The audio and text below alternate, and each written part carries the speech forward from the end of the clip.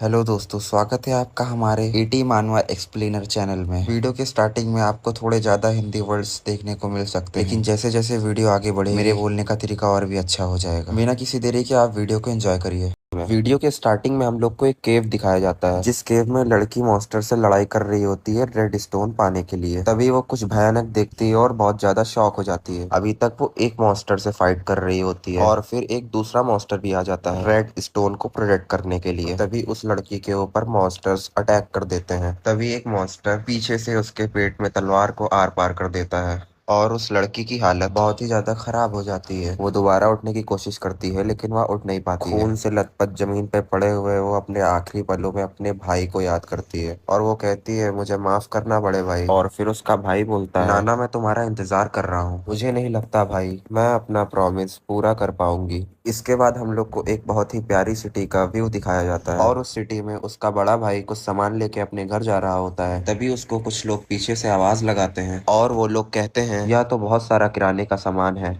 क्या वो आज दिन है जब नाना वापस आएगी? उस लड़की का बड़ा भाई कहता है, हाँ उसने कहा था कि वह कुछ दिन पहले ए रैंक काल कोठरी अभियान पूरा होने के बाद वापस आएगी। क्या आप भी काल कोठरी की ओर जा रहे हैं? और कोजी आपकी हेल्थ कैसी है? हाँ अब बहुत बेहतर है। दोस्तों आप लोग को बता दूं कि इनका नाम कोजी शिमूरा है और यह एक डी रैंक एक्सप्लोरर है। ठीक है मैं जा रहा हूँ, मैं फिर कभी खाने के लिए आऊंगा। जरूर, मैं आपका इंतजार करूंगा। तभी कोजी का साथी कहता है, हम यहाँ अपनी जान जोखिम में डालकर ढंग का खाना नहीं ले पा रहे हैं। जबकि वो हारा हुआ व्यक्ति बिना उंगली उठाए राजा की तरह दावत करता है। हालांकि ऐसा हो भी क्यों ना, उसकी सिस्टर 7 स्टार टॉप ऑर्गेनाइजेशन का हिस्सा जो है। फिर कोजी कहता है, हालांकि ऐसा हो भी क्यों ना, जब नाना झुग्गियों में रहने लगी और भूख से तड़प रही थी, मर रही थी, तब उसके भाई रॉ ने ही उसे बचाया था और हम लोग यहाँ पे भूखे मर रहे हैं। तब कोजी का साथी कहता है, ठीक है मैं समझ गया, लेकिन आखिर में वो एक मुफ्तखोर ही है जो अपनी बहन पर निर्भर रहता है, इसलिए हमें थोड़ी शिकायत करनी चाहिए। और वैसे भी अगर वो मर जाती है तो यह फिर से गरीबी में वापस आ जाएगा। फिर कुछ देर बाद राव घर पहुंचता है और सामान को टेबल पर रखता है और घड़ी की तरफ देखता है और कहता है, लगता है मैं सामान लाने काफी दूर चला गया, समय का कुछ पता ही नहीं चला, मुझे डिनर बनाने के लिए थोड़ी जल्दी करनी चाहिए। तभी वह पूरे मन से खाना बनाने लगता है। कुछ देर बाद उसका खाने बनाने का काम कंप्लीट हो जाता है। वह सोचता है, नाना को काफी लेट हो गया है, अभी तक वो आई नहीं, क्या फिर से ओवर टाइम करने लगी वो? रॉ अपनी बहन का टेबल पर ही इंतजार करता रहता है। तभी अचानक से उसका फोन रिंग करता है और रॉ फोन उठाता है। फोन से आवाज आती है, गुड इवनिंग, हम एक्सप्लोरेंस एसोसिएशन से बोल रहे हैं। क्या आप नाना के परिवार के सदस्य हैं जिन्हें 7 सितारों की चमकती रोशनी के रूप में भी जाना जाता है? रॉ कहता है, हाँ ये सही है, बताइए।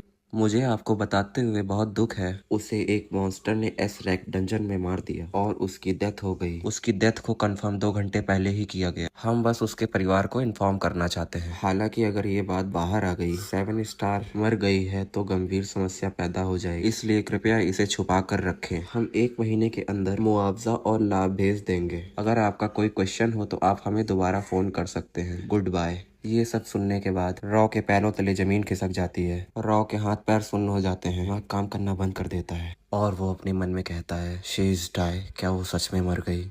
और वो सदमे में चला जाता है और उसके साथ अच्छे बिताए हुए पल याद करने लगता है। क्या मैं अब आपको बड़ा भाई कहना शुरू कर सकती हूँ? रॉ कहता है, हाँ क्यों नहीं। नाना खुशी से झूमने लगती है और कहती है, क्या आपको फिर से चोट लगी? आपके बारे में बकवास बातें करते हैं। मैं जल्द ही वापस आऊंगी बड़े भाई, तो कुछ अच्छा बनाओ और मेरा इंतजार करो। रॉ कहता है, ठीक है मैं समझ गया, लेकिन तुम सावधान रहना। नाना कहती है, या इस समय सिर्फ एक ए रैंक काल कोठरी है, इसलिए चिंता मत करो बड़े भाई, मैं आ जाऊंगी। इसके बाद हमें रॉ का सीन दिखाया जाता है। वो सोचता है कि नाना ने ए रैंक कहा, लेकिन उस आदमी ने एस रैंक कहा। एसोसिएशन एस रैंक या उससे बड़ी काल कोठरी में कुछ भी होने पर कारण की जांच करने के लिए एक विशेष कार्यक्रम का उपयोग करता है, खासकर अगर इसमें 7 स्टार शामिल हो। लेकिन इस बार उन्होंने कार्यक्रम छोड़ दिया और सीधे परिवार से संपर्क किया, तो उन्हें पता चला कि सिर्फ 2 घंटे में एस क्लास काल कोठरी के अंदर क्या हुआ। रॉ काफी उदास हो जाता है और अपनी सिस्टर को बहुत मिस करता है। 5 डेज लेटर हमें एक बिल्डिंग दिखाई जाती है जो एक्सप्लोरर एसोसिएशन की होती है। उस बिल्डिंग के अंदर रॉ अंदर जाता है। हमें टेबल पे बैठा हुआ एक आदमी दिखाई देता है जिनका नाम रकाटू हटाऊ होता है और वो शाखा के प्रमुख एक्सप्लोरर्स एसोसिएशन हैं। वो कहते हैं, मिस्टर रॉ आप यहाँ क्यों आए हैं? अगर यह चमकती रोशनी के बारे में है तो हम आपको पहले ही फोन पर बता चुके हैं। रॉ कहता है, मैं अपना रजिस्ट्रेशन कराना चाहता हूँ एज अ एक्सप्लोरर। और ये सुन के उस आदमी के हाव भाव चेंज हो जाते हैं और वो अपना सर पकड़ लेता है और फिर वह राव से कहता है, मिस्टर राव, एक एक्सप्लोरर बनने के लिए कंधे से कंधा मिलाकर चलना पड़ेगा, जिसका अंजाम मौत भी हो सकती है और आपके पास इसका एक्सपीरियंस भी नहीं है, आप इसके लायक नहीं हैं। जब वह जिंदा थी तब आप चमकती रोशनी मतलब शाइनिंग लाइट के आप करीब थे। एक्सप्लोरर एसोसिएशन के नियमों के अनुसार किसी एक्सप्लोरर का कोई रिश्तेदार योग्यता की परवाह किए बिना एक्सप्लोरर बन सकता है। मिस्टर रॉ कहते हैं, तो क्या मैं एक्सप्लोरर बन सकता हूँ? और तभी एसोसिएशन हेड थोड़ी सोच में पड़ जाते हैं, लेकिन फिर वो कहते हैं फाइन, ठीक है। और तभी एसोसिएशन हेड अपनी असिस्टेंट को कहते हैं, टेक हिम, इसको ले जाओ। असिस्टेंट कहती है, जी सर। मिस्टर रॉ कहते हैं, thank you so much. Association head कहते हैं, अगर यहाँ पर कुछ भी आता है तो आपका हमेशा स्वागत है। और तभी मिस्टर रॉ को उनका आईडी कार्ड मिलता है। मिस्टर रॉ कहते हैं, thank you for the ID card. Raw अपनी आईडी कार्ड को देखता है। उस आईडी कार्ड में लिखा रहता है जेंडर मेल, एज 21, एबिलिटी कुछ नहीं, रैंक ई। और उसके बाद एसोसिएशन हेड कुछ सोचते हैं और कहते हैं, जो व्यक्ति शाइनिंग लाइट के साथ था कुछ खास चीज का इस्तेमाल किया। जैसे ही वह बाहर निकला उसने अपनी रेस्क्यूअर टीम को प्रिपेयर करना स्टार्ट कर दिया। उन्होंने एस रैंक डंजन के अंदर कोई खास प्रकार की वस्तु का इस्तेमाल किया, लेकिन दुख की बात है, वीरो कहता है, नाना ने तो मुझसे सिर्फ ये बोला था कि सिर्फ ये ए रैंक डंजन है। एसोसिएशन हेड कहता है, नो वे, मैंने जो सुना है उसके मुताबिक वह एक सील्ड एस रैंक डंजन में भेजी गई थी। शायद उसने तुमसे झूठ बोला हो ताकि तुम चिंता न करो। तभी रो सोचता है और कहता है, यह कोई महान बलिदान नहीं था। तभी रो उदास होकर उस बिल्डिंग से बाहर निकलता है और अपने मन में सोचता है, चाहे कुछ भी हो जाए मैं सच को जान कर रहूंगा मेरी बहन के साथ क्या हुआ। और तभी हमें बाहर एडी रैंक डंजन को दिखाया जाता है। कुछ एक्सप्लोरर बाहर खड़े रहते हैं अंदर जाने के लिए। तभी वहाँ पे कुछ कम रैंक के एक्सप्लोरर साथ में बैठे होते हैं। उनमें से एक कहता है, मुझे एक फ्रंट लाइन एक्सप्लोरर बनना है। तभी उसका साथी कहता है, आप ही हैं जो एक मॉन्स्टर की लाश को देखकर घबरा जाते हैं और रोने लगते हैं। तुम्हें तो पता है पीछे रहना बेहतर है, क्योंकि राक्षसों से लड़ना नहीं है। तभी रॉ कहता है, चलो। तभी सभी लोग एस रैंक एक्सप्लोरर के साथ साथ अंदर जाते हैं। तो इसी के साथ फर्स्ट चैप्टर खत्म होता है। हम आपको मिलते हैं नेक्स्ट चैप्टर में। अगर आपको वीडियो अच्छी लगी हो तो चैनल को सब्सक्राइब कर लें और वीडियो को लाइक कर दें। तब तक के लिए बाय बाय।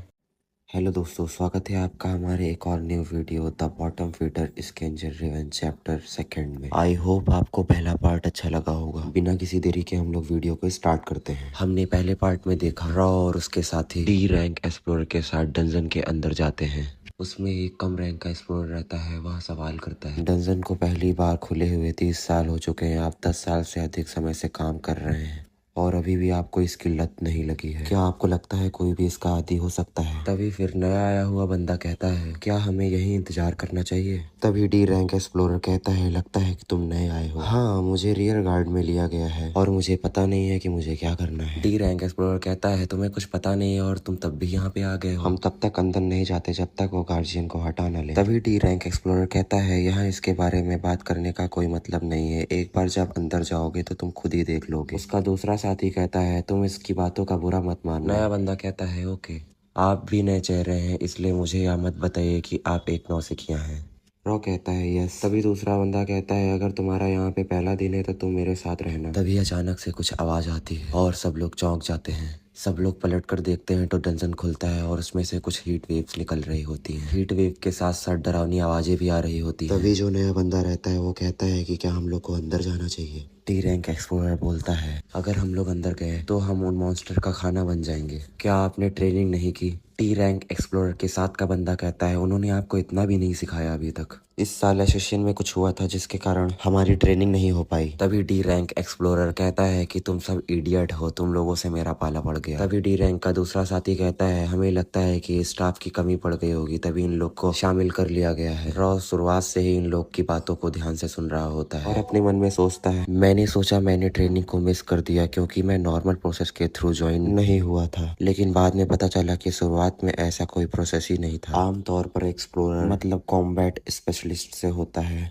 केवल डी रैंक और उससे ऊपर लोगों को लड़ने का अधिकार है। सपोर्ट एक्सप्लोरर सिविलियन और ई रैंक एक्सप्लोरर से बने होते हैं। तभी दूसरा बंदा कहता है, हम सिर्फ एक पार्ट टाइमर हैं। और फिर डंजन के अंदर से आवाज आती है, अरे आप लोग यहाँ आओ। तभी डी रैंक सपोर्ट एक्सप्लोरर कहता है चलो चले, हमें काम मिल गया है। और सपोर्ट एक्सप्लोरर अंदर जाते हैं तो वहां पर देखते हैं एक बड़ा सा मॉन्स्टर उनके सामने ढेर पड़ा रहता है और कुछ डी रैंक कॉम्बैक्ट एक्सप्लोरर सामने खड़े रहते हैं और उनमें से एक्सप्लोरर बहुत ही बुरी हालत में जमीन पर पड़े रहते हैं। एक एक्सप्लोरर का तो पूरा कंधा एक तरफ का हाथ ही गायब रहता है, बहुत सारा खून जमीन पर निकल रहा होता है। उसके बाद सपोर्ट एक्सप्लोरर ये सब देखने के बाद एकदम शॉक हो जाते हैं। तभी सपोर्ट टीम में नया आया हुआ बंदा ये सब देखने के बाद भाग के जाकर उल्टी करने लगता है। ये सब देखने के बाद जमीन पर पड़े हुए कॉम्बैक्ट एक्सप्लोरर के साथ बैठे हुए कॉम्बैक्ट एक्सप्लोरर उसको बहुत ही गुस्से से देखते हैं। तभी एक कॉम्बैक्ट एक्सप्लोरर चिल्लाता है यू बास्टर्ड। तभी कॉम्बैक्ट एक्सप्लोरर की साथी कहती है काम डाउन, वो नया आया हुआ है, तुम शांत हो जाओ। तभी कॉम्बैक्ट एक्सप्लोरर लड़की कहती है आप लोगों को एक्सपीरियंस है, कृपया इसको अपने साथ रखें। ये सब सुनने देखने के बाद सपोर्ट एक्सप्लोरर जाके उसको बहुत जोर से एक मुक्का मारता है पीछे और कहता है उल्टियां छोड़ो और फटाफट काम पे लग जाओ। तभी नया बंदा बहुत उदास हो जाता है और कहता है मैंने कुछ भी गलत नहीं किया, तो फिर मुझ पर चिल्लाया क्यों गया। ये सब सुनता रहता है। रॉ उसके बगल जस्ट काम कर ही रहा होता है। रॉ कहता है कॉम्बैक्ट एक्सप्लोरर के दोस्त लोग पड़े हुए थे जमीन पर और तुम उनको देखकर उल्टियां करते फिर रहे थे। वो लोग उनके दोस्त हैं इसलिए उनको काफी खराब लगा। तभी न्यू बंदा शॉक हो जाता है और कहता है मेरा ऐसा कुछ मतलब नहीं था, मैंने ये सब पहली बार देखा और हो गया मेरे से, और मेरा मतलब उनकी भावनाओं को ठेस पहुंचाना नहीं था। रॉ कहता है रिलैक्स हो जाओ, वो ये सब जानते हैं कि तुम यहाँ पे नए आए हो इसलिए तुम्हें कोई सजा नहीं दी। और फिर यहीं पे नया आया हुआ बंदा रॉ से पूछता है तुम भी तो मेरे साथ ज्वाइन हुए हो, तुम भी यहाँ पर नया आए हो, तो तुमको ये सब कैसे पता है। रॉ कहता है मैंने यह किसी से सुना है। और तभी रॉ अपनी बहन की बीती हुई बातों को याद करता है। उसमें उसकी बहन कह रही होती है बड़े भाई कल एक बदमाश मर गया, वो खुद को कुछ ज्यादा ही ओवर स्मार्ट समझ रहा था, उसने घात लगाकर हमला किया और मारा गया। ये सपोर्ट एक्सप्लोरर उसकी बॉडी को देखकर बगल में जाकर उल्टियां करने लगा। मरने वाले का एक दोस्त गुस्से में आ गया और उसने उस एक्सप्लोरर को मार डाला। मैंने उसे रोकने की कोशिश की लेकिन वहाँ बहुत देर हो चुकी थी। वो कहता है किसी को इस बात के लिए मारना बहुत ज्यादा गलत है। मुझे पता है लेकिन मुझे सभी विवरण नहीं पता। कॉम्बैट एक्सप्लोरर ने हमेशा समर्थन को कम अंक दिया है, मतलब कम सपोर्ट किया है। तभी रॉ को पीछे से सीनियर एक्सप्लोरर आवाज लगाता है और कहता है अरे ओ नौसिखिए, खिलवाड़ करना बंद करो और काम पर लग जाओ, मॉन्स्टर की लाशों को अभी भी सफाई की जरूरत है। अभी एक्सपर्ट एक्सप्लोरर पीछे पलट कर बोलता है तुम भी एक नौसिखिया हो, तुम शांत थे तो मैं सोच रहा था कि तुम दिखावा कर रहे हो बस। और मेरी बात ध्यान से सुनो, एक डंजन को साफ करने के लिए आपको कोर को तोड़ना होगा या वहाँ पर चीज है, लेकिन कोर को तोड़ने के लिए आपको पहले गार्जियन को नीचे ले जाना होगा। चाहे वह कोई भी मॉन्स्टर हो, उसका शरीर मृत्यु के बाद केवल 30 मिनट तक ही जीवित रह सकता है। गार्डियन के लिए कोर के नष्ट होने के बाद उल्टी गिनती शुरू होती है। तभी एक्सपर्ट सपोर्ट एक्सप्लोरर कहता है जितनी भी मॉन्स्टर की लाशें हैं सब बेकार है। आया हुआ बंदा पूछता है ऐसा क्यों है। बिकॉज आप उन्हें डंजन से बाहर नहीं ला सकते, तो जाहिर है वह बेकार ही है। लेकिन जब आप मॉन्स्टर को हरा देते हैं तो आपको हथियार या गियर मिलने की संभावना होती है। अगर तुम लकी हो तो शायद स्किल बुक भी मिल सकती है या कुछ ऐसा जो बहुत खास। अगर आपको लूट में कोई दिलचस्पी है तो आप कॉम्बैट एक्सप्लोरर से पूछ सकते हैं। कोर के नष्ट होने के 30 मिनट बाद डंजन बंद हो जाता है, चलो यहाँ से चलते हैं। तभी एक्सपर्ट सपोर्ट एक्सप्लोरर का साथी कहता है हम लूट का माल पहुंचा देंगे, आप लोग अपने अपने घर जा सकते हैं और आपका वेतन 3 दिनों के भीतर जमा कर दिया जाएगा। Just because support explorer fight नहीं करते इसका मतलब ये नहीं कि यह सेफ नहीं है। अगर आप लंबे समय तक जीना चाहते हैं तो कम से कम खुद को मजबूत करें, और अगर आप तेज दौड़ सकते हैं तो आप लंबे समय तक जीवित रह सकते हैं। तभी नया आया हुआ बंदा कहता है गिव मी अ ब्रेक, मुझे आराम दो। तभी रॉ सोचता है और अपनी मुट्ठी को तेज से बंद करता है और कहता है मुझे मजबूत बनना पड़ेगा। और 2 दिन बाद एसोसिएशन की बिल्डिंग दिखाई जाती है। एसोसिएशन हेड कहते हैं डंजन कैसा रहा। रॉ कहता है अजीब और खतरनाक। एसोसिएशन हेड हंसते हुए कहते हैं हाँ हाँ, क्या खजाने ने आपको लुभाया नहीं।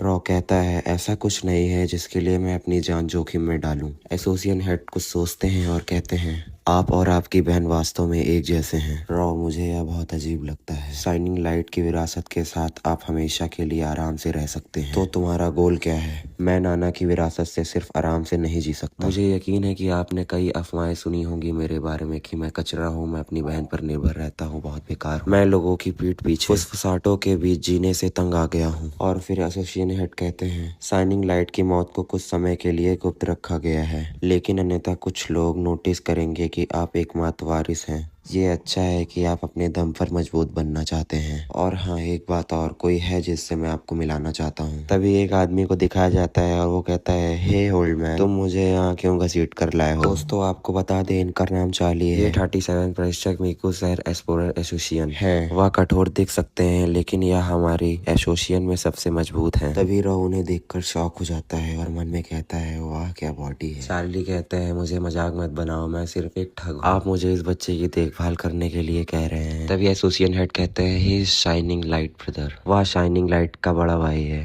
तभी चार्ली को सोचते हैं और कहते हैं, ठीक है, मैं समझ गया, लेकिन यह आखिरी बार है। एसोसिएशन हेड कहते हैं, मैं तुम पर भरोसा कर रहा हूँ। फिर चार्ली कहते हैं, चले जाओ, तुम्हें देखकर मुझे बुरा लगता है। और फिर चार्ली कहते हैं, फॉलो मी बच्चे। फिर वो कहते हैं, हाय बच्चे। फिर रॉ कहता है, मेरा नाम रॉ है, मुझे पता है, बीच में मत बोलो। हमने यहाँ आने के लिए एलाइट एक्सप्लोरर वारिस विशेषाधारक का उपयोग किया है। रॉ कहता है, क्या आपको इससे कोई प्रॉब्लम है? क्या तुम जानते भी हो तुम्हारे साथ कोई धोखा नहीं हुआ? क्या तुम्हें पता भी है उस विशेषाधिकार का क्या मतलब? रॉ कहता है, मुझे पता है। एक्सप्लोरर को एस से लेकर 6 स्टारों में रैंक किया जाता है, लेकिन जो लोग कुछ एस रैंक को भी पार करते हैं उन्हें कहा जाता है 7 स्टार। एक्सप्लोरर को टॉप लेवल के बेनिफिट मिलते हैं और यहाँ तक कि उसकी डेथ के बाद भी उनके परिवार को इसका कुछ हिस्सा विरासत में मिलता है। लेकिन तभी जब खोजकर्ता मतलब एक्सप्लोरर जीवित रहते हुए एक वारिस को निर्मित किया गया। आमतौर पर यह विरासत के बारे में होता है, लेकिन हिस्सा सबसे दुर्लभ होता है और बेकार माना जाता है। यह है मजबूत बनने का मौका। चार्ली कहते हैं, अगर आप समझते हैं तो अपनी पसंद बनाएं। सोचता है और कहता है, चूज व्हाट, मतलब क्या चुनूं? चार्ली अपने बाल पर हाथ फेरते हुए कहते हैं, हा listen, it's very important. Training के 3 प्रकार हैं, अटैक, डिफेंस और स्पीड। तुम शायद इसे अकेले शब्दों में चित्रित नहीं कर सकते, इसलिए आपको मैं दिखाऊंगा। तभी चार्ली एक मशीन की बटन प्रेस करते हैं और एक रोबोट बाहर आता है। चार्ली कहते हैं, ध्यान से देखना, यह अटैक ट्रेनिंग है। और चार्ली एक ही किक से उस रोबोट की धज्जियां उड़ा देते हैं। फिर चार्ली कहते हैं, this is defence training. Charlie को ट्रेनिंग रोबोट्स पीछे से मार रहे होते हैं, लेकिन चार्ली को कोई फर्क नहीं पड़ता। फिर चार्ली कहते हैं, and this is speed training. Charlie इतनी तेज दौड़ते हैं कि ये आंखों से गायब हो जाते हैं। रुक कर कहते हैं, तुम इसमें से कौन सा बनना चाहते हो? रॉ सोचता है और कहता है, defence.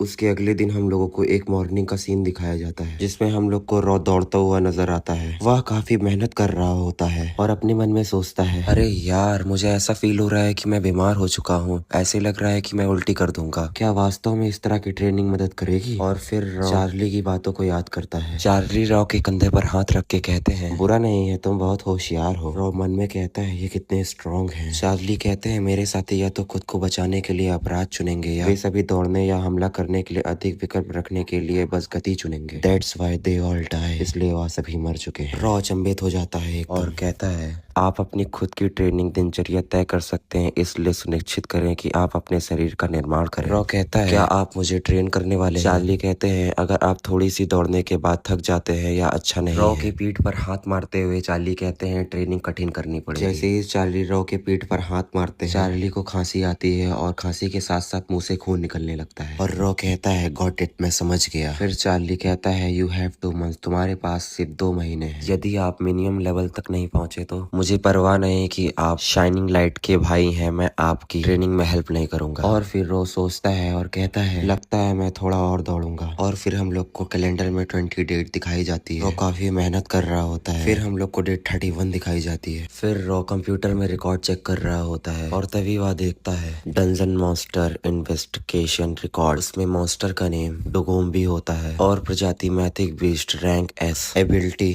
Wind element, water magic resistance, control magic resistance, high physical defence होता है। रॉ ये सब देखने के बाद शॉक हो जाता है और मन में सोचता है, मैथिक बीस्ट इतने मजबूत है, कोई आश्चर्य नहीं नाना, यही कारण है कि तुम मुझे एक्सप्लोरर बनने और डंजन से दूर रहने के लिए कहती थी नाना। उसके कुछ टाइम बाद रॉ कुछ सामान लेके एक दुकान से बाहर निकलता है। उसको कुछ लोग देखते हैं और कहते हैं फिर से वो अच्छा खाना लेके जा रहा है। तभी उसका दूसरा साथी कहता है, इतना ही नहीं, वह हर दिन विश्राम केंद्र पर जा रहा है। अमीर लोगों के लिए एक जगह है जहां वे चोटों का इलाज करवा सकते हैं और थकान से भी उबर सकते हैं। और उसके पास कोई योग्यता भी नहीं है, वह फिर भी बहुत अच्छा जीवन जी रहा है। और फिर हम लोग देखते हैं 10वीं तारीख दिखाई जाती है। फिर 15वीं तारीख। रॉ काफी मन लगाकर मेहनत कर रहा होता है। 19 तारीख, 21 तारीख, 28 तारीख, ऐसे ही करते करते काफी दिन बीत जाता है और फिर 1 महीने पूरे हो जाते हैं। रॉ की काफी बॉडी में सुधार आता है, उसकी बॉडी वगैरह बन गई होती है। इसी बीच कोजी रॉ के घर आते हैं। रॉ कहता है, मिस्टर कोजी, क्या हुआ, क्या गड़बड़ है। कोजी रॉ को देखते हुए शॉक हो जाते हैं और कहते हैं रॉ आप। रॉ कहता है अंदर आइए कोजी। रॉ अपने लिए और कोजी के लिए चाय बनाकर टेबल पर निकालता है। इसी बीच कोजी कहते हैं ऐसा लगता है कि आप हाल ही में ट्रेनिंग ले रहे हैं। एक सेकंड के लिए मैं आपको पहचान ही नहीं पाया। कोजी रॉ को देखते हैं और कहते हैं हे रॉ, नाना कब वापस आ रही है? रॉ कहता है कौन जानता है, एसोसिएशन के लोग के अनुसार वह एक विदेशी मिशन पर है और कुछ समय तक वापस नहीं आएगी। कोजी कहते हैं चलो देखते हैं। तभी रॉ कहता है हम एक दूसरे को लंबे समय से जानते हैं, अगर आपके मन में कुछ है तो पूछने में संकोच ना करें। कोजी कहते हैं आप हाल ही में अधिक चीजें खरीद रहे हैं ना, यह ध्यान आकर्षित कर रहा है। जैसा कि आप जानते हैं आजकल बहुत सारे लोग हैं जो रोटी का एक टुकड़ा भी नहीं खरीद सकते, और मैंने सुना है कि आप हर दिन आराम स्टेशन जा रहे हैं। रॉ हंसते हुए कहता है कि आपको चिंता है कि मुझे लूट लिया जाएगा या कुछ। कोजी कहते हैं जब तक नाना आसपास है ऐसा नहीं होगा, लेकिन मैंने सुना है 7 स्टार के साथ कुछ बुरा हुआ है। रॉ सीरियस होके पूछता है कोजी से आपने ये बात कहाँ सुनी? मैंने कुछ ए रैंक एक्सप्लोरर को बात करते सुना। ऐसा लगता है कि एसोसिएशन इसे गुप्त रखना चाहता है, लेकिन ऐसे लोग हैं जो यह पता लगाने की कोशिश कर रहे हैं कि क्या हुआ। मुझे ईमानदारी से बताओ नाना कैसी है? रॉ स्माइल देकर कहता है अगर नाना को कुछ हो गया होता तो मैं इस तरह नहीं जी पाता है ना। तभी कोजी कहते हैं मुझे लगता है कि आप सही हैं, आप दोनों में हमेशा खुद से ज्यादा एक दूसरे की परवाह की है। ऐसा अजीब क्वेश्चन पूछने के लिए मुझे माफ करना। रॉ कहता है ठीक है, मेरी चिंता करने के लिए धन्यवाद। फिर कोजी रॉ के घर से जाने लगते हैं और फिर रॉ कहता है दोपहर हो चुकी है, आप दोपहर के भोजन के लिए क्यों नहीं? मेरे पास अभी भी करने के लिए कुछ चीजें हैं, इसलिए शायद अगली बार। फिर कोजी रॉ के घर से चले जाते हैं। उसके बाद रॉ अपना फोन निकालता है और एक कॉल करता है। उस फोन से आवाज आती है आपने आखिरकार मुझे कॉल करने का फैसला कर ही लिया। रॉ कहता है मैं आपसे कुछ पूछना चाहता हूँ। तभी फोन से आवाज आती है मैंने आपको पिछले 2 महीनों में 45 बार कॉल किया और आपने एक भी बार फोन नहीं उठाया, और अब आप ही मुझे कॉल कर रहे हैं, क्या ये 7 स्टार के बारे में है? रॉ कहता है ये तुम्हें कैसे पता? फोन से आवाज आती है आप इसके बारे में एसोसिएशन से क्यों नहीं जाकर पूछते? वेल ये आपके एटीट्यूड के ऊपर डिपेंड करता है। रॉ गुस्से में आकर फोन काट देता है। फिर सामने से दोबारा फोन आता है। फोन से आवाज आती है तुमने फोन क्यों काटा? रॉ कहता है अगर तुमने कुछ अजीब कहा तो मैं तुम्हारी बड़ी बहन से पूछूंगा। फोन से आवाज आती है 7 स्टार में से एक की डेथ हो गई, हम यह पहचान नहीं पाए हैं कि वह कौन है। रॉ जिस बंदे से फोन पर बात कर रहा होता है उस बंदे का हमें पीछे से कुछ सीन दिखाया जाता है, वह काफी आकर्षक होता है। तभी वो कहता है एसोसिएशन इसे छुपाने की पूरी कोशिश कर रहा है, लेकिन ऐसा होना ही चाहिए। 7 स्टार में से किसी एक के घायल होने से राष्ट्रीय ध्यान आकर्षित होगा। आप अपनी बहन के बजाय मुझसे पूछ रहे हैं कि क्या यह हो सकता है, क्या नाना के साथ कुछ गड़बड़ है? तभी रॉ कहता है मैं आपकी बहन से बात करने जा रहा हूँ। दूसरा बंदा कहता है क्या तुम सच में करने जा रहे हो? वह बहुत गुस्से से कहता है मैं तुम्हें अपनी बड़ी बहन के साथ सेट करने के बारे में सोचकर बहुत गलत था, और फोन को बहुत जोर से जमीन पर पटक देता है। फिर रॉ नाना और अपनी तस्वीर की तरफ देखता है और सोचता है कोई है जो नाना की मौत की जांच करने की कोशिश कर रहा है, क्या वो पावर स्ट्रगल है या वह नाना की मौत से जुड़े? फिर रॉ चार्ली के पास जाता है। चार्ली लॉ से कहता है आप 2 महीने में बहुत बदल गए हैं, आपको शायद ही पहचान पाऊंगा। उसके बाद रॉ कहता है क्या मैं पास हो गया? फिर चार्ली कहते हैं हाँ आप मुश्किल से पास होते हैं। तो चलिए सीधे मुद्दे पर आते हैं। मेरे पास अच्छी खबर और बुरी खबर है। अच्छी खबर यह है कि आपको अब सिर्फ एक तरह की ट्रेनिंग मिल सकती है। रॉ चार्ली से पूछता है और बुरी खबर क्या है? चार्ली कहता है वो आपकी ट्रेनिंग में शामिल है। तभी चार्ली रॉ पर अटैक करता है। रॉ पर चार्ली इतनी तेज अटैक करते हैं रॉ सीधा दीवार में लड़कर जमीन पर गिर जाता है। फिर चार्ली कहते हैं याद रखना जिस दिन तुम इस पावर को रोक लोगे उस दिन तुम ट्रेनिंग पास हो जाओगे। रॉ घायल हो जाता है और कहता है बस इतना ही? चार्ली कहते हैं इस ट्रेनिंग का मतलब आपके शरीर को बिल्ड करना है, जब तक आप मरते नहीं, चाहे आपको कितनी भी मार पड़े आप लंबा जीवन जिएंगे। यह डंजन के अंदर और बाहर एक जैसा है, जो जीवित रहते हैं वो सबसे मजबूत होते हैं। अगर आप मर चुके हैं तो आपको मजबूत नहीं कहा जा सकता। सबसे पहले तुम इस रोबोट के साथ मुकाबला करो, मैं सोने जा रहा हूँ। तुम उसके अटैक को डॉज कर सकते हो लेकिन तुम्हें उससे फाइट नहीं करना है। तभी रोबोट एक बहुत जोरदार पंच मारता है। रॉ उछलकर साइड हट जाता है। पंच इतना जोरदार होता है कि जमीन के टुकड़े हो जाते हैं। रोबोट दोबारा पंच मारता है। रॉ फिर से डॉज कर देता है और फिर रॉ मन में सोचता है लगता है क्या मैं सिर्फ भागता रहूंगा? नहीं, अगर मैं इस पे वार करूंगा तो ट्रेनिंग का उद्देश्य विफल हो जाएगा। तभी रोबोट रॉ के ऊपर बहुत जोरदार वार करने के लिए आगे बढ़ता है। रॉ चार्ली की बातों को याद करता है जिसमें चार्ली कह रहा होता है इस ट्रेनिंग का पर्पस तुम्हारी शरीर और तुम्हारी बॉडी को बिल्ड करना है। लेकिन रॉ अपने मन में कहता है मैं बस चकमा नहीं दे सकता, मुझे यह सब कुछ चाहिए। चार्ली रॉ को बहुत ही ध्यान से देख रहा होता है और मन में कहता है तुम्हें आखिरकार समझ आ ही गया। इस शक्ति से आप अपने शरीर और अपनी गति को दोनों को ही ट्रेन कर सकते हैं। इसलिए यह सरल है। डिफेंस ट्रेनिंग 15 अक्सर बेकार माना जाता है, लेकिन हर कोई महसूस करता है कि बचाव केवल शारीरिक शक्ति के बारे में नहीं है। और तभी चार्ली का फोन रिंग करता है। चार्ली गुस्से से फोन पर कहता है, मैं पिछले 1 हफ्ते से हर रात सिर्फ 2 घंटे की नींद ले पा रहा हूँ। अगर वे मुझे और काम चलाने के लिए मजबूर करेंगे। तभी चार्ली की बात को काटते हुए फोन से रिप्लाई आता है, मिजियांसो गांव में एक एसरेक डंजन दिखाई दिया है। गांव का आधा हिस्सा पहले ही इसने निकल लिया है। और यहीं पे इस वीडियो को एंड करते हैं। आई होप आपको इस वीडियो में मजा आया होगा। अगर आपको वीडियो में मजा आया है तो लाइक, कमेंट, सब्सक्राइब कर दीजिए। हम आपको मिलते हैं अपनी नेक्स्ट वीडियो में। तब तक के लिए बाय बाय।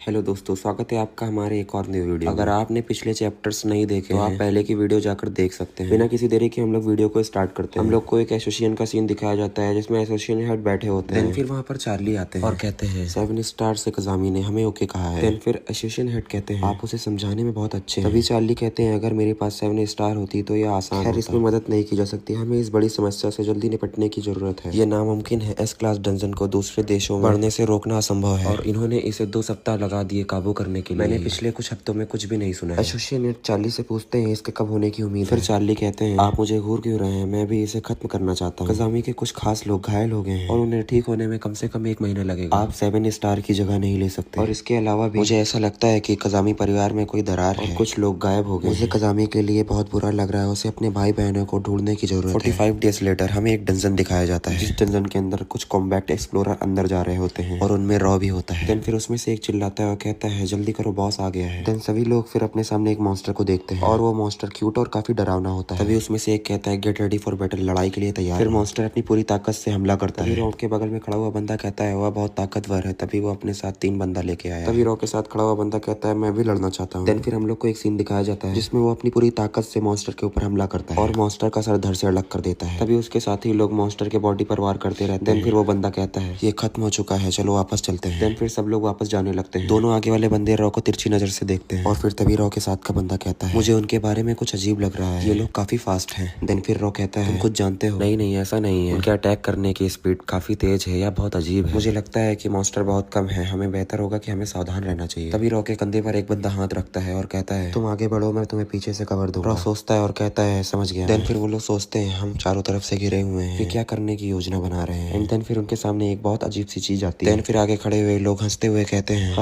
यह बात का बंदा कहता है इट्स वेरी लकी। रॉ के साथ पीछे खड़ा हुआ बंदा काफी डर जाता है और जमीन पर गिर जाता है। देन वो कहता है व्हाट वाज दैट, ये क्या चीज है। देन फिर एक बंदा कहता है ये मैं एनिमी के कैरेक्टर को जानता हूँ तो मैं तुम्हारी मदद कर सकता हूँ। ये एक ना दिखने वाला मॉन्स्टर है, हमें इससे बचने के लिए हमें 2 लोगों की बलि देनी होगी, जल्दी से इनकी बलि दे। देन फिर जो जमीन पर पड़ा हुआ घबराया हुआ बंदा होता है वो रॉ की तरफ उंगली दिखाकर बोलता है आई एम यूजफुल, आप इसकी बलि दे दो। देन फिर रॉ कहता है एक ना दिखने वाला मॉन्स्टर है ना, क्या इसलिए आप हमें यहाँ पर लेके आए हैं। देन फिर रॉ अपनी बड़ी बहन की कुछ बातें याद करता है। रॉ की बहन सोफे पर लेटते हुए कहती है आज मैं थक गई हूँ, आज हमारा पाला एक इनविजिबल मॉन्स्टर से पड़ा था। फिर रॉ कहता है वो क्या चीज है। उसकी बहन एक लंबी सांस लेती है और कहती है वो सच में एक बोर करने वाला मॉन्स्टर है। वो मॉन्स्टर लोगों को सेक्रीफाइस करने के लिए फोर्स करता है। रूलेट की तरह है, आप जितनी भी जगह को प्राप्त करते हैं उसके बेस पर जीवित रहते हैं। वो मॉन्स्टर तब तक इनविजिबल रहता है जब तक आप कुछ चूज ना कर लें, इसीलिए उसे इनविजिबल मॉन्स्टर कहा जाता है। देन फिर रॉ अपनी सिस्टर से कहता है वो लोगों के साथ खेलता है जब तक काउंटडाउन खत्म नहीं होता। देन नाना कहती है कौन जानता है भाई, जिसने भी इसे देखा है वो मर चुका है। वो लोगों को मजबूर करता है दूसरे लोगों को मारने के लिए, लेकिन कुछ लोग चाहते हैं। देन फिर रॉ कहता है क्या ये गुड आइटम ड्रॉप करता है, अगर आपको सेक्रीफाइस के तौर पर चुना जाए तो क्या होगा। नाना कहती है इसको मारना होगा। देन फिर मॉन्स्टर कुछ ऑप्शन प्रोवाइड करता है जिसमें डंजन में जितने लोग होते हैं उन सबकी फोटो सामने दिखाई जाती है। एंड फिर मॉन्स्टर चूज करने के लिए कहता है। तभी सामने खड़े हुए में 2 लोग क्या हम लोग को ये एबिलिटी यूज करनी चाहिए। देन दूसरा बंदा कहता है चलो इन दोनों से स्टार्ट करते हैं। फिर वो दोनों बंदे रॉ को और एक दूसरे बंदे को सिलेक्ट कर लेते हैं। जैसे ही वो इन दोनों को सिलेक्ट करता है तुरंत मॉन्स्टर उनके सामने आ जाता है। तभी रॉ के साथ दूसरा बंदा डर से कांपने लगता है। मॉन्स्टर एक बहुत भयानक स्माइल करता है और अपना मुंह खोलता है। देन फिर रॉ के साथ का बंदा कहता है इससे लड़ाई करना इम्पॉसिबल है, कोई रास्ता नहीं है कि हम जीतेंगे। रॉ गुस्से से उसकी तरफ देखता है और कहता है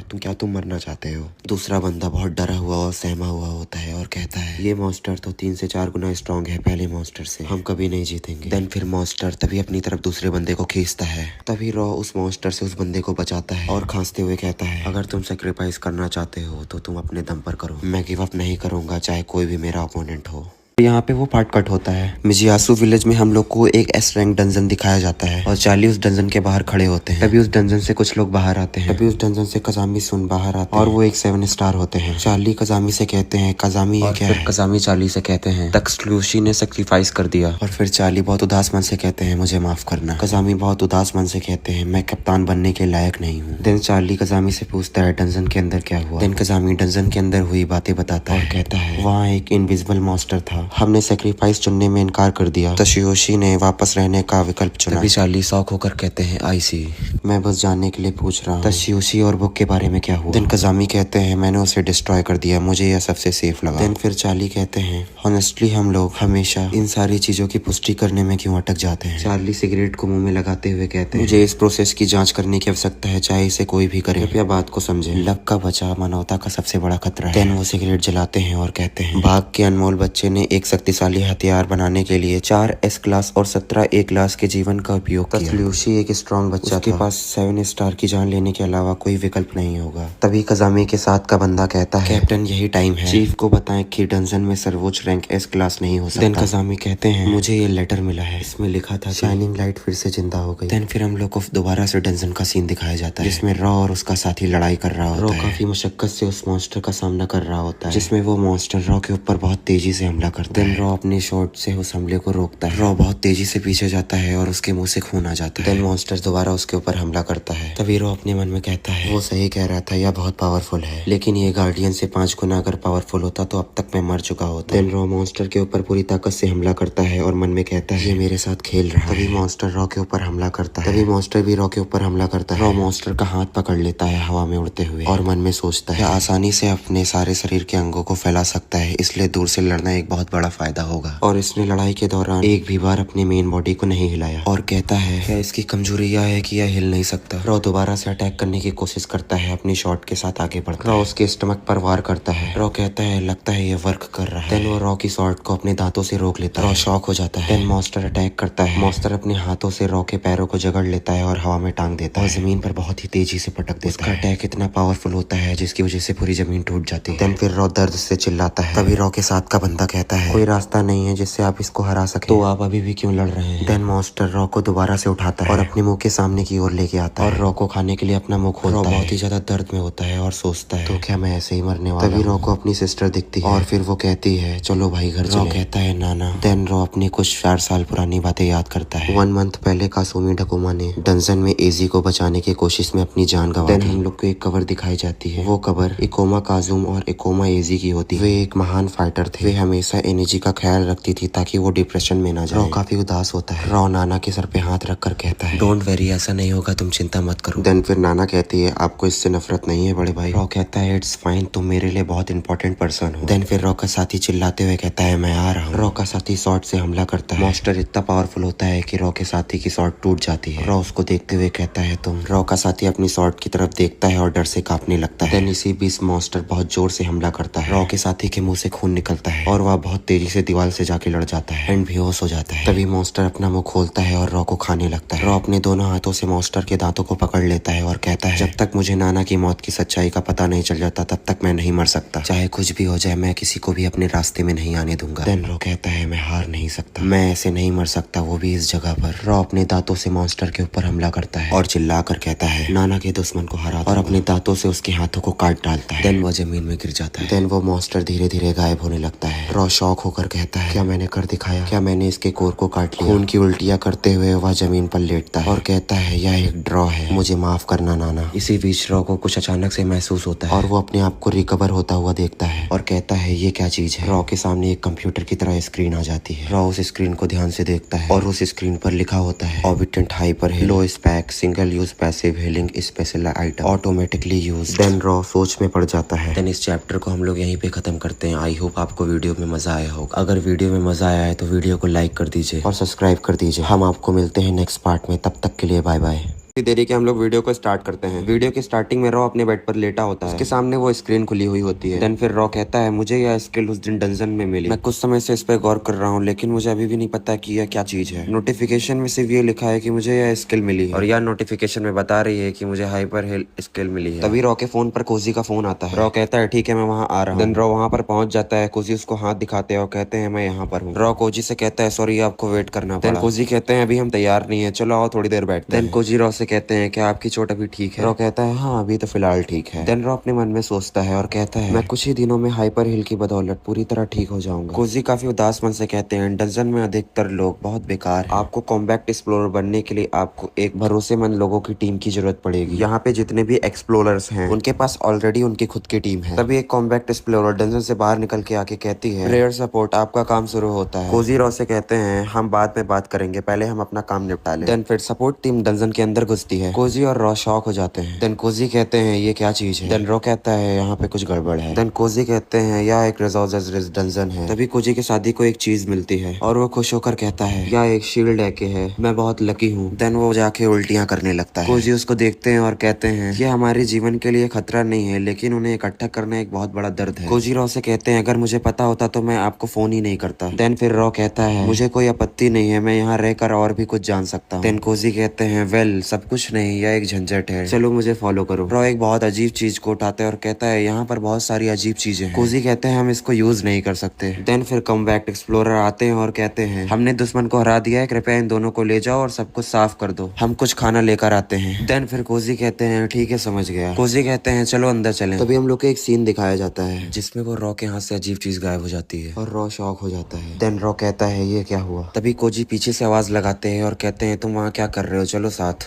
देन रॉ मन में सोचता है और कहता है क्या मैं इसे यहाँ पर ड्रॉप कर दूं? वो लोग अंदर जाते हैं और देखते हैं जमीन पर मॉन्स्टर की डेड बॉडी पड़ी होती है। तभी कॉम्बैक्ट एक्सप्लोरर कहती है मैं घायलों को ठीक करने जा रही हूँ, तब तक आप लोग यहाँ पर सफाई कर दीजिए। कोजी कहते हैं ठीक है इसे हम पर छोड़ दीजिए। देन हम लोग को 20 मिनट बाद का सीन दिखाया जाता है। रॉ सोचता है और कहता है इसलिए डंजन का वातावरण तय करता है कि उसे क्या उगाना है। पहले वाले डंजन में काफी सारे मिनरल्स थे, यहाँ पे काफी सारे पौधे हैं। देन कोजी कहते हैं वापस जाने का समय आ गया, क्या तुमने कुछ सारी चीजें इकट्ठा की या नहीं की? देन रॉ स्माइल देता है और कहता है हाँ बहुत सारी चीजें। देन रॉ आगे बढ़ता है और उसका पैर पत्थर से टकरा जाता है और उसके हाथ से वो सारी चीजें गिर जाती हैं। तभी रॉ का हाथ उस मॉन्स्टर की डेड बॉडी के ऊपर पड़ता है और फिर मॉन्स्टर की डेड बॉडी गायब हो जाती है। रॉ के बगल में खड़े हुए आसपास लोग शॉक हो जाते हैं। रॉ भी काफी शॉक हो जाता है और मन में सोचता है ये क्या हो गया। तभी कोजी कहते हैं 1 मिनट बचा है लेकिन फिर भी मॉन्स्टर गायब हो गया। वेल जो भी हो हम लोग को यहाँ से वापस चलना चाहिए। तभी सब लोग वहाँ से बाहर निकलते हैं। देन फिर रॉ वहाँ से भागते हुए कहता है कोजी सन मैं चलता हूँ, मुझे कुछ काम है। देन कोजी कहते हैं ठीक है समझ गया, मैं काम होने के बाद तुम्हें इनाम ट्रांसफर कर दूंगा। देन हम लोग को रॉ के फ्लैट का सीन दिखाया जाता है और रॉ उस स्किल को देख रहा होता है और कहता है क्या इसका मतलब यहाँ की जांच करने का कोई समय नहीं था। देन फिर रॉ देखता है स्क्रीन पर लिखा होता है फ्लेक्सिबल माइसेलियम 2 प्राप्त हुए, अनुपयोगी माइसोलियम 1 प्राप्त हुआ। देन फिर रॉ शॉक हो जाता है और कहता है क्या उस मशरूम ने इसे डिकम्पोस्ट कर दिया? मॉन्स्टर की डेड बॉडी और ब्लैक करंट बेकार है, इसलिए मैं इसे जंग को तोड़ने और आइटम में बदलने के लिए यूज कर सकता हूँ। मैं लकी हूँ जो मुझे ये स्किल मिली, इस अधिकार का उपयोग करके मैं अपने आप बना सकता हूँ। रॉ स्क्रीन की तरफ देखता है और कहता है लेकिन मेरे पास खुद की रक्षा करने की ताकत नहीं है, अगर किसी और को इस अच्छी चीज के बारे में पता चला तो वह मेरा फायदा उठाएगा। देन रॉ कहता है मुझे क्या करना चाहिए? मैं खुद इतना स्ट्रांग नहीं हूँ कि मैं डंजन में अकेले जाऊँ, अगर मैं पीछे रहूँ तो मुझे मॉन्स्टर की डेड बॉडी को छूने का बेहतर मौका मिल सकता है, लेकिन अगर मैं स्किल को यूज करता हूँ तो हो सकता है मैं पकड़ा जाऊँ। मुझे ये स्किल बिना किसी की नजरों में आए यूज करना होगा, लेकिन यह हर बार आसान नहीं होगा। बस इतना ही मैं उन योजनाओं को आजमा सकता हूँ, लेकिन यह कोजी सन को परेशान कर सकती है। देन फिर रॉ कहता है नहीं मैं इसके लिए जाऊंगा, मैं इस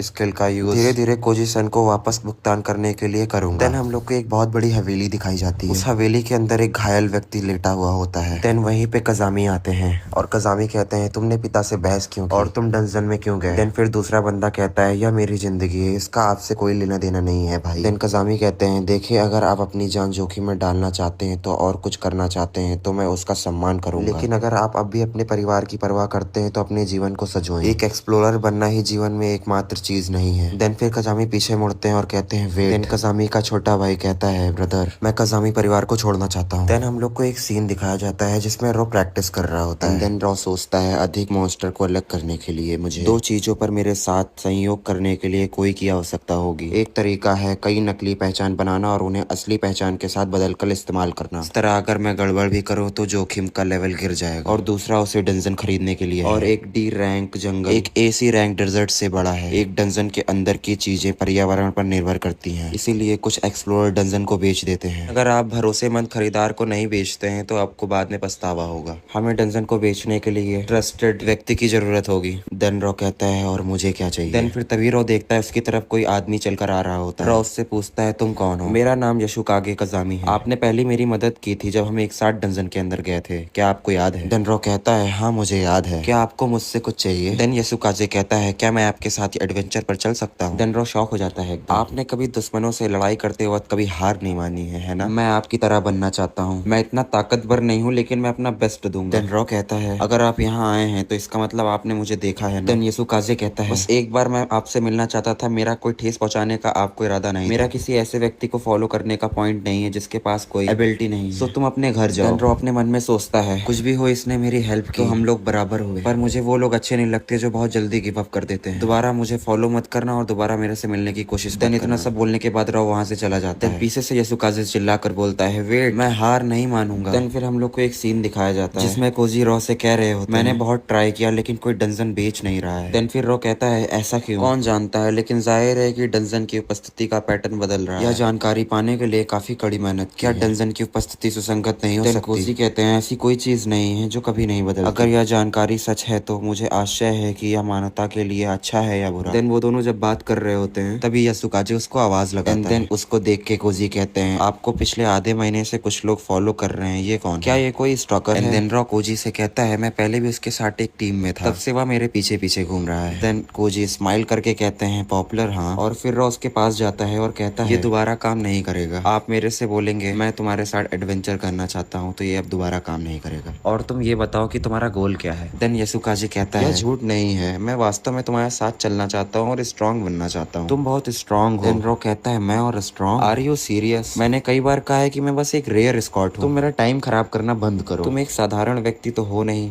तुम्हारे पास घूमने के लिए बहुत सारे लोग हैं। देन यशुकागे कहता है मैं सीरियस, मैंने कई लोगों को स्ट्रांग देखा है बट मैंने किसी को आपकी तरह नहीं देखा जो इतना घायल होने के बाद भी अपनी पूरी जान लगाकर दुश्मन से लड़ाई करता है। मुझे सच में आपकी तरह बनना है। एंड देन रॉ कहता है मेरे स्वभाव और व्यक्तिगत के कारण मेरी तुलना हमेशा मेरे बड़े भाई से की जाती है और मुझे ये सब बिल्कुल नहीं पसंद। देन रॉ अपने मन में सोचता है इसका बड़ा भाई। रॉ काफी शॉक हो जाता है और अपने मन में कहता है वेट अ सेकेंड, कहीं इसका बड़ा भाई। एंड देन रॉ अपने मन में नाना की बातों को याद करता है जिसमें नाना एक तस्वीर दिखा रही होती है। रॉ से कहती है देखो इसको बड़े भाई, ये एक 7 स्टार की तस्वीर है, बढ़िया है ना। देन रॉ फोटो को देखता है और कहता है 7 स्टार। देन फिर नाना कहती है हाँ फिलहाल जब सब साथ में थे तब मैंने यह तस्वीर ली। एंड देन रॉ यशुकागे से कहता है क्या तुम्हारा बड़ा भाई सुनशुन कजामी है। एंड देन यशुकागे कहता है दैट्स राइट, वो मेरा बड़ा भाई है। रॉ अपने मन में सोचता है और कहता है मैंने सुना था कि उसका एक छोटा भाई है लेकिन मुझे नहीं पता था कि वह ये है। पर्सनैलिटी वगैरह सब अलग है, उससे टोटली डिफरेंट है। एंड देन रॉ उससे कहता है मुझे तुम्हारी इच्छा पूरी करने की खुशी होगी लेकिन मैं एक शांतिपूर्ण जीवन जीना चाहता हूँ। मैं छोटे भाइयों या भागीदारों को नहीं लेता जिन्हें मदद की जरूरत। देन यशुकागे कहता है लेकिन मैं। देन कोजी पीछे से आवाज लगाते हैं, बोलते हैं रॉ से कि काम का समय हो गया। एंड देन रॉ जाने लगता है और कहता है हम बाद में मिलते हैं। तभी हम लोग को एक सीन दिखाया जाता है जिसमें एक डेड बॉडी पड़ी होती है मॉन्स्टर। उसमें से एक बंदा कहता है मैंने सोचा नहीं था कि यहाँ पे ये होगा। आज मेरी बेटी का बर्थडे है तो मुझे घर जल्दी वापस जाना है। एंड देन रॉ उससे कहता है इसमें कुछ ऐसा खास नहीं है, आप आगे बढ़े और अपने घर वापस जाए, मैं यहाँ पे सब संभाल लूंगा। ठीक है तो मैं सब आपके ऊपर छोड़ता हूँ, नेक्स्ट टाइम हम लोग पार्टी करेंगे। एंड देन रॉ कहता है पिछली बार हमें कुछ नॉर्मल चीजें मिली थी, इस बार देखते हैं क्या मिलता है। तभी रॉ मॉन्स्टर को हाथ लगाता है एंड उसे इंक्रीज फिजिकल ड्यूरेबिलिटी स्किल प्राप्त होती है। एंड देन रॉ स्क्रीन की तरफ देखता है और कहता है यदि आप इसे रक्षा कलाओं के साथ मिलाकर परिचित करते हैं तो आपके शरीर में स्थायी काफी वृद्धि होगी। और तभी रॉ को कुछ पैरों की आवाज आती है, रॉ काफी घबरा जाता है। तभी एक व्यक्ति अंदर घुसता है और कहता है यहाँ पे क्या चल रहा है। तभी वो बंदा आकर कहता है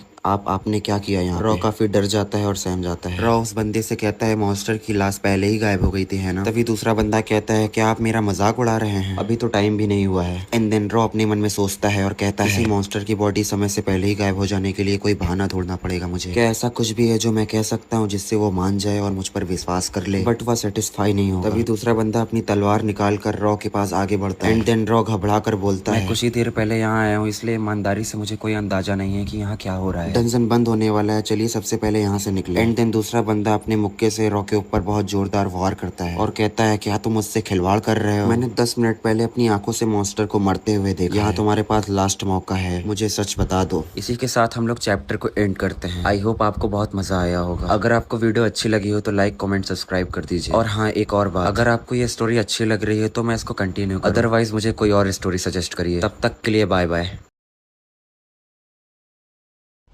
हेलो दोस्तों, स्वागत है आपका हमारे एक न्यू वीडियो में। आई होप आप सब बहुत अच्छे होंगे। वीडियो को बिना किसी देरी के हम लोग स्टार्ट करते हैं। रॉ से दूसरा बंदा पूछ रहा होता है कि तुम्हारे पास लास्ट चांस है, तुम मुझे बताओ कि तुम यहाँ पर क्या कर रहे थे। देन फिर रॉ अपनी शॉर्ट से बहुत जोरदार उसके पेट पर हमला करता है। रॉ की शॉर्ट उसके पेट के आर पार हो जाती है। एंड देन फिर रॉ अपने हाथों से उसके गले पर वार करता है। एंड देन फिर वो अपनी शॉर्ट को उसके पेट से निकाल कर कहता है मैंने तुम्हें एक चांस दिया था पीछे लौटने का, लेकिन तुम नहीं लौटे। देन फिर जिस बंदे पर रॉ वार किया रहता है वो जमीन पर लेटा रहता है और अपने मन में सोचता है क्या ये सच था। देन फिर रॉ घर जाता है और अपने खून से सने हुए हाथों को धो रहा होता है और फिर मिरर की तरफ देखता है और कहता है मैंने एक मर्डर किया। देन फिर बहुत जोर से एक मुक्का मारता है और मिरर को तोड़ देता है। देन फिर कहता है मैं एक हत्यारा हूँ। ऐसी दुनिया में जहाँ यह स्पष्ट नहीं है कि कानून काम भी करता है या नहीं। हत्या करना कोई छोटी बात तो है नहीं। हत्या करना अभी भी एक हत्या ही है। मैं बहाने नहीं बनाऊंगा, बट मैं किसी को भी अपने रास्ते में आने नहीं दूंगा। देन फिर हमें 1 मंथ बाद का सीन दिखाया जाता है जिसमें रॉ डंजन से बाहर निकल रहा होता है कुछ सामान लेकर। देन फिर रॉ के साथ के लोग उसको आवाज लगाते हैं और कहते हैं रॉ तुम्हें काफी समय लग गया, मैंने सोचा कि तुम वहाँ पर फंस गए। देन फिर रॉ कहता है इसने मेरे टखने को तोड़ मोड़ दिया इसलिए इतना समय लग गया। देन फिर एक बंदा हंसते हुए कहता है सावधान रहो यार, अगर तुम्हें चोट लगी है तो तुम मुसीबत में हो। देन फिर दूसरा बंदा कहता है क्या तुम जुटाई हुई चीजें एक्सप्लोरर को सौंप सकते हो? देन रॉ कहता है हाँ क्यों नहीं। तभी टीम वाले कहते हैं आप उसको अकेले जाने दे रहे हैं, अभी तक हमने सामान को गिना भी नहीं है। तभी एक बंदा कहता है ये ठीक है, आप नए हैं इसलिए आपको पता नहीं है कि रॉ एक अच्छा बंदा है, आप उससे जो भी कहेंगे वो करेगा। वह एक ईमानदार लड़का है, वो कभी भी किसी चीज का घपला नहीं करेगा। लोग उसके साथ काम करने के लिए लड़ते हैं, मौके के लिए लाइन में खड़े होते हैं। तो हर बार रॉ के साथ खिलवाड़ करना बंद करो, तुम्हें पता है बुद्धा भी सिर्फ 3 बार माफ करते हैं। देन फिर दूसरा बंदा कहता है ऐसा कोई रीजन नहीं जिससे वह नाराज हो जाए, मैंने सुना है कि वो शाइनिंग लाइट का भाई। तभी दूसरा बंदा कहता है शाइनिंग लाइट तुम सच कह रहे हो? अगर यह सच है तो कोई कारण नहीं है कि वह इस तरह के डंप में थोड़े से पैसों के लिए काम करेगा। फिर दूसरा बंदा कहता है मैं तुम्हारी बात से एग्री हूँ, लेकिन मैंने लंबे समय के लिए शाइनिंग लाइट का नाम नहीं सुना है, क्या कुछ हुआ होगा? देन फिर रॉ कुछ सामान लेके अपने घर जा रहा होता है, तभी कजामी का भाई उसका पीछा कर रहा होता है। देन फिर रॉ कहता है तुम मुझे कब तक ऐसे फॉलो करने का प्लान बनाते रहो? देन फिर कजामी का भाई अपने मन में कहता है मैं ढंग से छुपा हुआ हूँ, मेरे पकड़े जाने का कोई सवाल ही नहीं पैदा होता, वो पक्का किसी और के बारे में बात कर रहा है। एंड देन रॉ आता है उसके कंधे पर हाथ रख के कहता है मैं तुमसे ही बात कर रहा हूँ। देन कजामी का भाई शॉक हो जाता है और चिल्ला कर उछल पड़ता है और उसका सर दीवार से टकरा जाता है।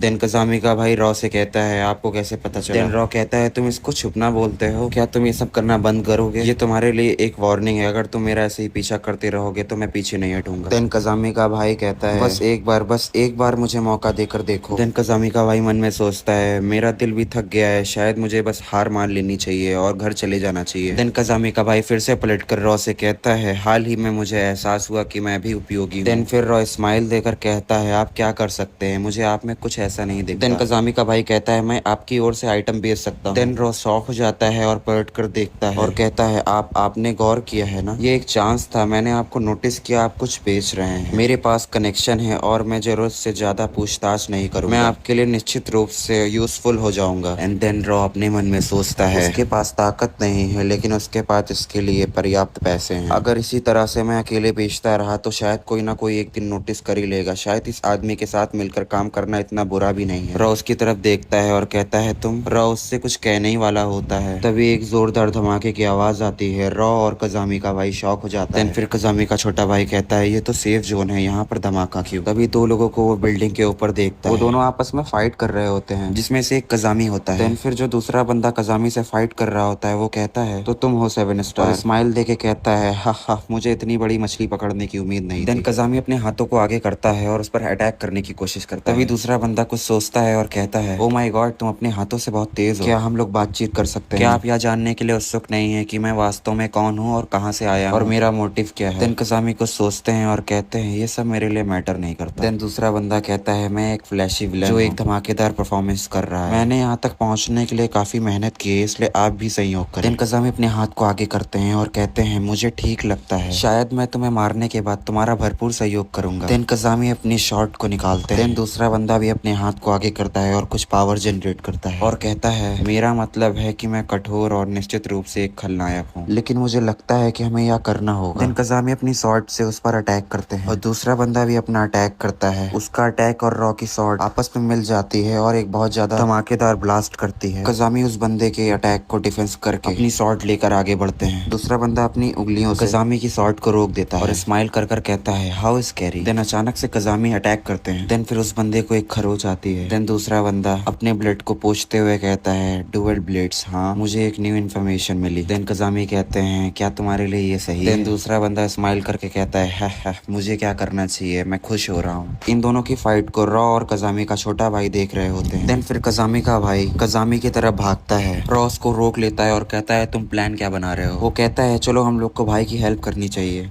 देन रॉ कहता है और फिर क्या, तुम अभी बहादुरी से रस कर दोगे और दोबारा फिर मारे जाओगे? अगर तुम सच में अपने भाई की मदद करना चाहते हो तो तुम्हें खुद का ध्यान रखना चाहिए। देन रॉ अपने मन में सोचता है और कहता है कौन इतना ज्यादा स्ट्रॉन्ग है जो सनशाइन कजामी से फाइट कर रहा है? सफेद कपड़ों में वो आदमी कौन है? देन रॉ फोन निकालता है और उसकी फोटो क्लिक करता है। देन कजामी का छोटा भाई कहता है मुझे पता है कि छुप कर रहना ज्यादा समझदारी भरा कदम है, लेकिन क्या सचमुच मैं यहाँ खड़ा होकर सब देखता रहूं? देन रॉ वहाँ से जाने लगता है। कजामी का छोटा भाई कहता है अब आप कहाँ जा रहे हैं? देन रॉ कहता है देखता हूँ मेरे से क्या होता है। देन रॉ कजामी के छोटे भाई से कहता है मैं आपके प्रस्ताव के बारे में सोचूंगा और जवाब मिलने पर आपसे कांटेक्ट करूंगा। देन कजामी का छोटा भाई शॉक हो जाता है और चिल्लाकर कहता है वेट अ सेकेंड। रॉ जोर से दरवाजा को बंद कर देता है। देन उसको बहुत जोर से लगती है और वो कहता है मैंने सोचा कि मैं भी अंदर जाऊंगा। एंड देन फिर रॉ अपने सिस्टम में उस बंदे की फोटो को अपलोड करता है। 100% अपलोडिंग हो जाती है। देन रॉ काफी शॉक हो जाता है। देन रॉ कॉल पर किसी से कहता है हेलो मैंने जो मार्क आपको भेजा है उसे देखो। 30 मिनट बाद रॉ का फोन रिंग करता है। रॉ उससे पूछता है तुम्हें कुछ मिला? देन फोन से आवाज आती है अगर मुझे नहीं मिलता तो मैं फोन नहीं करता। देन रॉ चिल्ला कर कहता है सीधा मुद्दे पर आओ। वो एक ए रैंक एक्सप्लोरर है, इसकी डेथ को अगस्त में ही कंफर्म कर दिया गया था। रॉ शॉक हो जाता है और कहता है इसकी डेथ हो गई है? यह कब का ए रैंक डंजन में मारा गया? वह एक ए रैंक डंजन था। उसकी बॉडी की स्थिति बहुत खराब थी, अपराधी की पहचान अभी तक नहीं हो पाई। और आपने ये सब कहाँ देखा? देन रॉ कहता है ये सब आप क्यों पूछ रहे हैं? मुझे नहीं पता है कि आपने इसे कहाँ देखा है, लेकिन अगर आपको कुछ ऐसा दिखे तो आप इससे दूर रहें। देन फोन वाला बंदा कहता है अगर मैं गलत नहीं हूँ तो उस निशान का मतलब है कि यह एक लूट है। देन रॉ कहता है वार की लूट, इसका क्या मतलब है? देन फोन वाला बंदा कहता है क्या आप वाकई में इसे नहीं समझते या फिर नाटक कर रहे हैं? देन रॉ अपनी खिड़की को खोलता है और सामने फाइट हो रही होती है उसको देखता है। रॉ अपने मन में कहता है क्या वो भागेगा? देन फोन वाला बंदा कहता है यह एक जीत का प्रतीक है, मैं आपको इसे कैसे समझाऊं? देन रॉ कहता है क्या हमारे पास उनके बारे में कोई सुराग है? देन हमें एक बंदा दिखाया जाता है और वो फोन पर कहता है हाँ मुझसे अच्छे से पूछो और मैं तुम्हें बता दूंगा। देन वो कहता है all right then please do. किसी और की क्रिस्ट चुराना और उसे ट्रॉफी के रूप में रखना। जहाँ तक मुझे पता है ऐसा करने वाले लोगों का एक क्रूज नाम का ग्रुप है। फुटेज में वह आदमी क्रूज के बॉस से भी अधिक रहस्य में डूबा हुआ है। देन उस लड़के के साथ में बैठी हुई लड़की कहती है क्रूज,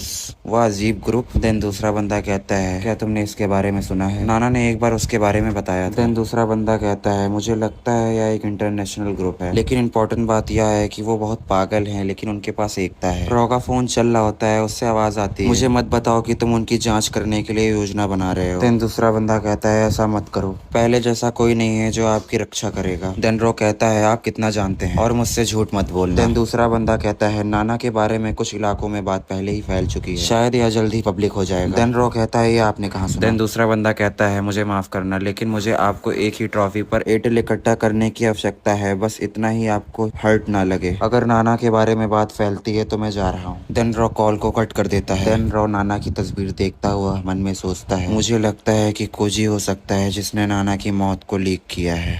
ईमानदारी से मुझे उम्मीद नहीं थी कि एसोसिएशन इसे पूरी तरह कवर करेगी। मुझे खुशी है कि वह आपको फायदे के लिए चारा के रूप में उपयोग नहीं कर रहे थे। देन फिर यहाँ से हम लोग को एक नया सीन दिखाया जाता है जहाँ पे रॉ बहुत ही लगन से फाइट कर रहा होता है। साथ ही साथ रॉ अब एक रोबोट से नहीं दूसरे रोबोट से भी फाइट कर रहा होता है। दोनों रोबोट साथ में अटैक करते हैं। काफी लगन से वो रोबोट्स के अटैक को डॉज कर रहा होता है। रॉ की फाइट्स को चार्ली नोटिस कर रहा होता है। चार्ली रॉ को अप्रिशिएट करते हुए कहता है ये इतना भी बुरा नहीं है, तुम पहले से और बेहतर हो गए हो। रॉ अपना पसीना पोंछते हुए कहता है thank you for your coaching. Charlie कहता है अरे प्लीज़ मुझे इसका क्रेडिट मत दीजिए, मैंने आपको इतना भी कुछ नहीं सिखाया है। वैसे भी आप यहाँ कुछ ही बार आए हैं। आमतौर पर आपके जैसे शरीर वाला कोई भी व्यक्ति चाहे कितना भी स्ट्रॉन्ग शक्तिशाली हो, लेकिन इतने कम समय में ट्रेनिंग रोबोट्स का वो भी दो सामना कभी नहीं कर सकता। देन फिर अपना रॉ मन में सोचते हुए कहता है, लगता है सिस्टम में सुधार बहुत ज़्यादा स्पष्ट थे। रॉ काफ़ी घबराया हुआ होता है। ये सब चाली देखते हुए कहता है, रिलैक्स हो जाओ यार, मैं यहाँ ऐसा कुछ पूछने वाला नहीं हूँ कि ये सब कैसे हो रहा है, इसलिए तुम रिलैक्स रह सकते हो। लेकिन मैं यह जानने के लिए काफ़ी उत्सुक हूँ कि आप यहाँ पे आज क्यों आए हैं। और हाँ, अब ये मत कहना कि ये सब ट्रेनिंग के लिए है, मैं इतना भी बेवकूफ़ नहीं हूँ। ये सब सुनते हुए रॉ के फेस पे काफ़ी डलनेस दिखाई देती है और फिर चार्ली ठंडी सी मुस्कान के साथ कहता है, मैंने तुमसे पहले कहा था कि तुम मेरी बात सुनो। यह कज़ामी सुन के बारे में है जो लगभग एक शैतान में बदल गया था। देन फिर चार्ली बैठता है और कहता है, आओ यहाँ आकर बैठो और बताओ क्या हुआ। देन फिर रॉ कहता है, उसने लगभग पूरा मिक्स शहर तबाह कर दिया। रॉ की बात सुनते हुए चार्ली कहते हैं, ये तो चौंकाने वाली बात है। वह काफ़ी शांत स्वभाव का लगता है, लेकिन जब वह झपटता है तो सब खत्म हो जाता है। वाइट रॉब वाली फाइट कुछ भी नहीं थी। देन फिर चार्ली अपने सिगरेट निकालते हैं और लाइटर से अपनी सिगरेट जलाते हैं और बहुत ही ठंडे अंदाज से कहा, वाइट रॉब मजबूत था, एकमात्र ऐसा जिसने कज़ामी को अब तक इतना आगे धकेला था। और सवाल यह है, उसने कज़ामी को कैसे उकसाया, क्योंकि परिणाम स्वरूप कज़ामी नियंत्रक होने के कगार पर था। आपने शायद शाइनिंग लाइट कज़ामी के 7 स्टारों में सबसे मजबूत के बारे में सुना होगा, लेकिन यह मानकर चल रहा है कि उस पर कोई रोक नहीं है, अनियंत्रित है एकदम। सच तो यह है कि कज़ामी एक मस्त 7 स्टार है जिसमें एक लिमिटर है। अगर वह पूरी तरह से बाहर आ जाता है तो वह एक सामूहिक हत्या मशीन में बदल जाता है। चार्ली की ये सब बात सुनकर रॉ काफ़ी शॉक हो गया और अपने मन में बोला, हाँ मैं समझ गया। रॉ अपने मन में सोचते हुए कज़ामी की फाइट्स को याद करता है। उस समय 7 स्टार की रैंक शक्ति के आधार पर होती थी। पहला प्लेस सबसे मजबूत था नाना में, रिकॉर्ड भी यही कहता है, लेकिन उस समय उन्होंने कहा कि कज़ामी कुछ ज़्यादा ही मजबूत था। देन फिर रॉ चार्ली की तरफ बहुत फ़नी तरीके से बोलता है और कहता है, आप मुझे यह क्यों बता रहे हैं। देन फिर चार्ली शॉक हो जाते हैं और कहते हैं, क्या आप यही सब सुनने नहीं आए थे यहाँ पे। रॉ कहता है, नहीं तो। चार्ली का फेस रहस्यमयी तरीके से भर जाता है और चार्ली कहते हैं, यह वाइट रोब के बारे में है। रॉ चार्ली की आंखों में देखता है और कहता है, हाँ मैं जानना चाहता हूँ कि वह कौन है। चार्ली रॉ की आंखों में देखता है और कहता है, मैं आपको बता तो सकता हूँ, लेकिन आप मुझे कोई एक अच्छा सा कारण बताइए। रॉ काफ़ी गुस्से से अपने हाथ की मुट्ठी को बंद करता है और कहता है, नाना सिर्फ डंजन में भागने से नहीं मरी, आप लोगों को यह बहुत पहले पता चल गया होगा, क्या ये काफी नहीं है। चार्ली काफी सैड होकर कहते हैं, हाँ इतना काफी है। देन चार्ली उठते हैं और कहते हैं, मैं उसे लुभाने के लिए आपको चारे के रूप में इस्तेमाल करने की योजना बना रहा था, तो आप बस पीछे क्यों नहीं हटते। रॉ काफी सीरियस होकर कहता है, चार्ली सन, आप मुझे अंधेरे में रहने की योजना बना रहे थे। चार्ली ये सब सुन के उसकी तरफ मुड़ते हैं और कहते हैं, मैं आपको बता सकता हूँ, लेकिन एक बार जब आप इसमें कदम रखते हैं तो पीछे मुड़कर नहीं देखा जा सकता। उस रास्ते पर नीचे कदम रखने पर मृत्यु की 99% संभावना है। यह शाइनिंग लाइट की इच्छा के विरुद्ध है। क्या आप अभी भी जाना चाहते हैं। White raw completely linking group science of member, मतलब सफ़ेद वस्त्र वाला पूरी तरह से अज्ञात समूह संतों का सदस्य है और 7 स्टारों को अब एक नया सदस्य चुनने के लिए मजबूर किया जाता है।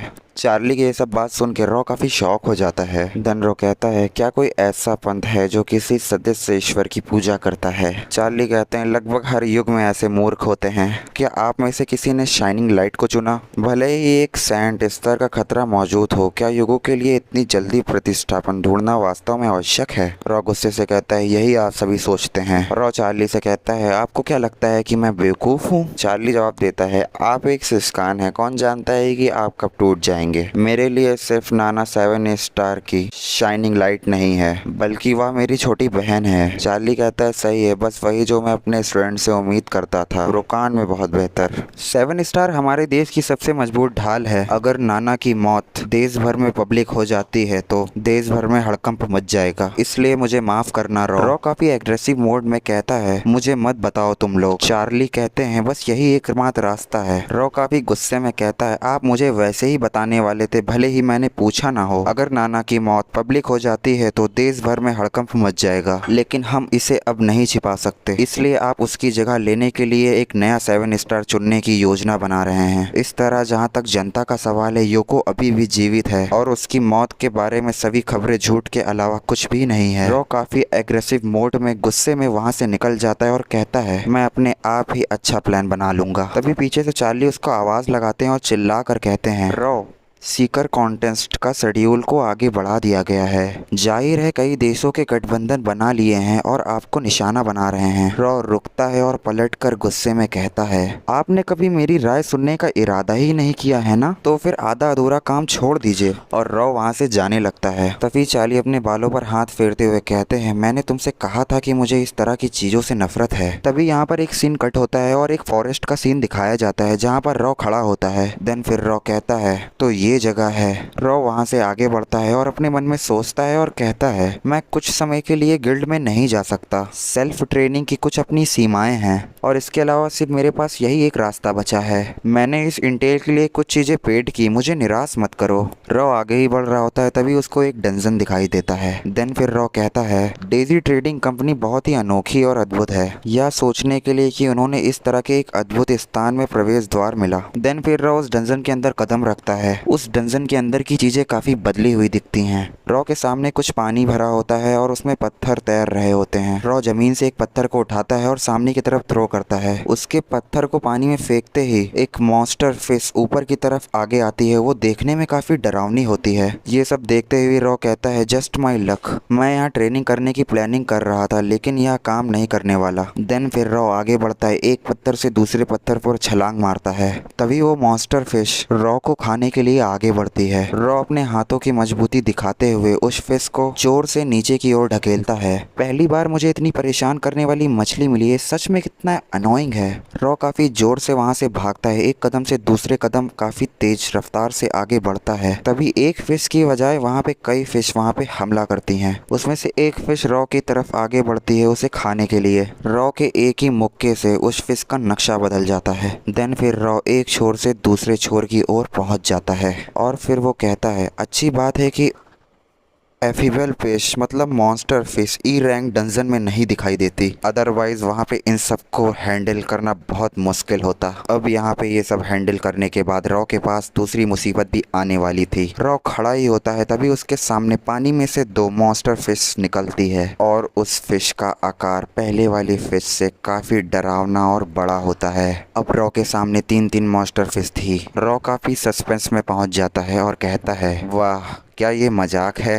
रॉ इन सब मॉन्स्टर फिश से निपटने के बाद कहता है, हाँ अब जान में जान आई, अगर ये लोग मुझे पानी के अंदर घसीट ले जाते तो शायद मैं ही मर जाता। रॉ मॉन्स्टर फिश की डेड बॉडी के ऊपर हाथ रखता है। रॉ के हाथ रखते ही काफ़ी सारी एबिलिटी और काफ़ी सारी चीज़ें मिलती हैं, जैसे fish meet, fish skills. Raw fish की आंखें निकालता है और कहता है, वे कहते हैं कि जलीय राक्षस की आंखों में अपनी त्वचा के लिए काफ़ी अच्छी होगी, लेकिन कौन ऐसी घिनौनी चीज का इस्तेमाल करेगा। रॉ आगे बढ़ता है और कहता है, उन सभी राक्षसों से 2 मोती प्राप्त करना मुझे लगता है कि यह बुरा नहीं है। यहाँ तक कि बॉस के पास दुर्लभ वस्तुओं के लिए कई ड्रॉप द्वार है। यह वही है जो मैंने उम्मीद की थी। रॉ आगे ही बढ़ रहा होता है, तभी उसे रास्ते में एक फ्लावर पर बैठी हुई बटरफ्लाई दिखती है। रॉ कहता है, तो यह बॉस एक बटरफ्लाई है। रॉ अपने मन में सोचता है, बटरफ्लाई प्रकार घातक होते हैं, उनके स्कल अक्सर हेलुसिनेशन का कारण बनते हैं। असली खतरा यह है कि ये जहरीली हो सकती हैं। चलो इसे एक बार बाहर निकालने की कोशिश करते हैं। रॉ अपनी कटाना से उस पर वार करता है। रॉ की कटाना बटरफ्लाई के बीचों बीच जाकर लगती है और थोड़ी ही देर में बटरफ्लाई का कोर सामने दिखता है। रॉ काफी शॉक हो जाता है और अपनी कटाना को वापस से निकालता है और कहता है,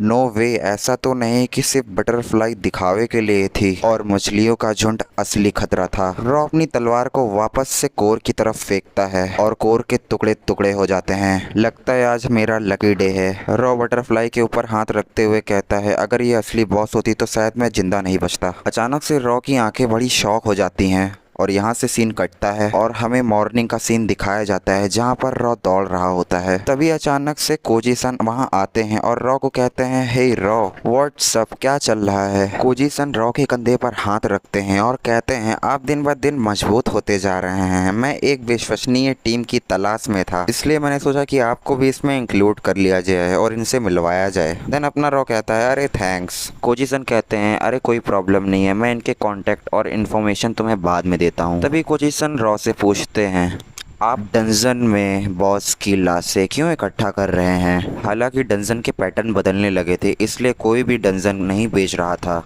और अधिक लाशों को तोड़ने के लिए रॉ कोजी से डंजन या बॉस की लाशें बेचने वाले किसी व्यक्ति के बारे में जानकारी मांग रहा था। देन फिर रॉ सोच में पड़ता है। इसी बीच कोजी सन कहते हैं, मैं आपकी इतनी मदद कर रहा हूँ तो कम से कम मुझे यह बताइए कि नाना चैन से आपका क्या संबंध है। रॉ पूछता है, क्या आपने कुछ सुना है। तभी कोजी सन कहते हैं, हाँ, ऐसी अफवाह है नाना चैन के साथ कुछ अनहोनी हुई है। जब 7 स्टार के साथ कुछ होता है तो हर कोई घबरा जाता है। इसके अलावा पार्टनर के डंजन के पैटर्न भी बदल रहे हैं, इसलिए हर कोई चिंता में गिल्ड को घेर रहा है। रॉ अपने फेस एक्सप्रेशन छुपाते हुए कहता है, आप परेशान ना हो, इसको गिल्ड संभाल लेगी। नाना ने कहा है कि उसका मिशन जल्द ही खत्म हो जाएगा और जब वह वापस आ जाएगी तो हम फिर से खाना खाएंगे। कोजी सन कहते हैं, नेवर माइंड। वैसे आप हाल ही में कहाँ थे। मैं अपनी ट्रेनिंग में व्यस्त था। और रॉ अपने मन में सोचता है, हाँ मैं डंजन में व्यस्त था, और एक प्यारी सी स्माइल देता है।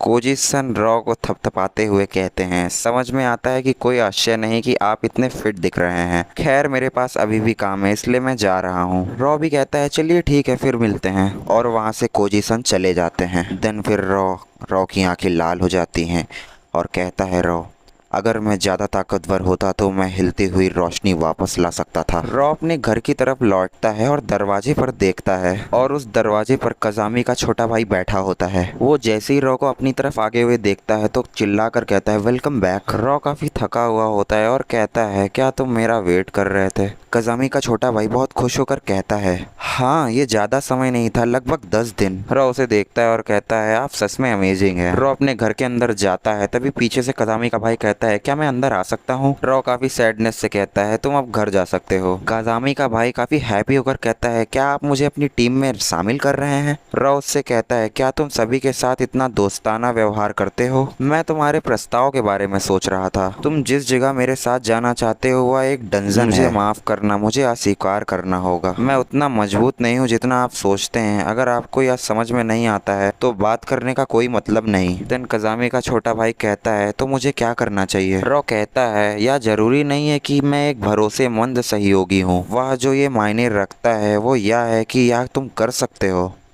देन कजामी का छोटा भाई कहता है, हम वास्तव में कैसे संयोग कर सकते हैं। ये सब बात सुन के तभी रॉ कहता है, मैं चाहता हूँ कि आप मुझे लंबे समय तक कुछ बेचें। आपको 30% मिलेगा और मुझे 70% मिलेगा। मुझे परवाह नहीं है कि आप इसे कैसे बेचते हैं, लेकिन एक शर्त है, इसके बारे में किसी को पता नहीं चलना चाहिए और इसमें कोई इन्वॉल्व नहीं होना चाहिए। कजामी का छोटा भाई काफी खुश हो जाता है और कहता है, समझ गया, मैं बिजनेस में अच्छा हूँ। देन रॉ कहता है, तुम 7 स्टार के भाई हो, इसलिए अगर जरूरत पड़ी तो मैं आपकी भी ट्रेनिंग की योजना बनाने में मदद करूंगा। लगता है कि आपको इसकी जरूरत है। कजामी का छोटा भाई रॉ के अचानक से पास आता है और कहता है खुश होकर कि हाँ मैं करूंगा। रॉ अपने मुंह से उसके मुंह को हाथ से दूर करता है और कहता है, बस इतना ही, फिर मैं चलता हूँ, मैं व्यस्त हूँ इसलिए मैं पहले ही घर जा रहा हूँ। रॉ अपना कॉन्टैक्ट कजामी के छोटे भाई को शेयर करता है और कहता है, ये लो मेरा कॉन्टैक्ट, मैं तुमसे बाद में इसके बारे में डिटेल में क्लियर करूंगा। तभी कजामी का छोटा भाई उसको अपना कॉन्टैक्ट देता है और कहता है, मुझे इसकी डिटेल आप मैसेज करके बता देना। और जाते जाते कहता है कि मैं आपके मैसेज का इंतजार करूंगा। और वो वहां से चला जाता है। फिर हम लोग को 7 डेज लेटर मतलब 7 दिन बाद का सीन दिखाया जाता है। रॉ अपनी कार से रोड के किनारे खड़ा होता है और कुछ देखते हुए कहता है, डेजी ट्रेडिंग द्वारा दी गई डंजन की जानकारी हमें गांव जैसे इलाकों में आगे ले जा रही है। इस बार हमने डेजी ट्रेडिंग से ई रैंक डंजन की जानकारी खरीदी। रॉ वहां से अपनी कार को जंगल की ओर मोड़ देता है। वे दूर दराज के इलाकों में हैं, एक दूसरे से बहुत दूर, और कहता है, अच्छी लोकेशन वाले डंजन की मांग बहुत ज्यादा है और ये बाजार में कम ही दिखाई देती हैं। डंजन के पैटर्न में बदलाव के साथ साथ डेजी ट्रेडिंग कम डंजन बेच रही है। जाने से पहले कोई अच्छा जवाब नहीं मिला, लेकिन उम्मीद के लिए कजामी के छोटे भाई से अच्छी खबर मिलेगी। रॉ डंजन के नजदीक पहुंच जाता है और उसको डंजन दिखाई देता है।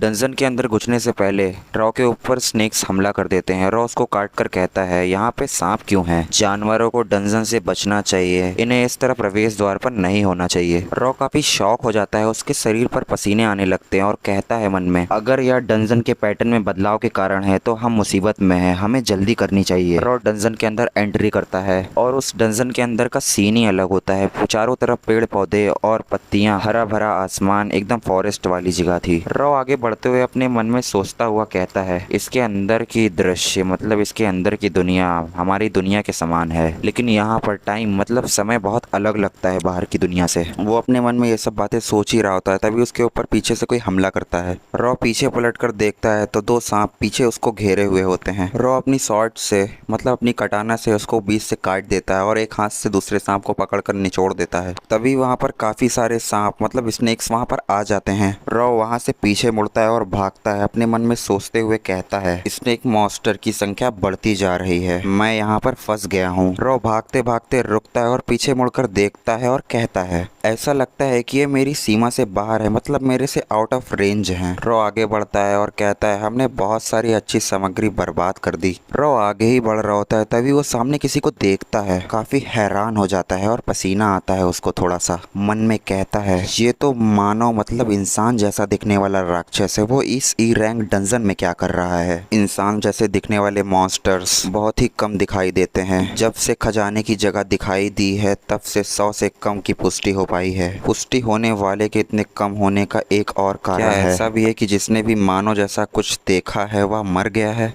तभी सामने वाला बंदा कहता है, क्या हम पहले कभी मिले हैं? इंसानों जैसे दिखने वाला मॉन्स्टर कुछ सोच रहा हो, क्या हम पहले मिल चुके हैं? इसका क्या मतलब है? मेरे सिस्टम में कोई नोटिफिकेशन नहीं है, तो या क्या कोई मास्टर नहीं है कि या कोई नया फंक्शन है?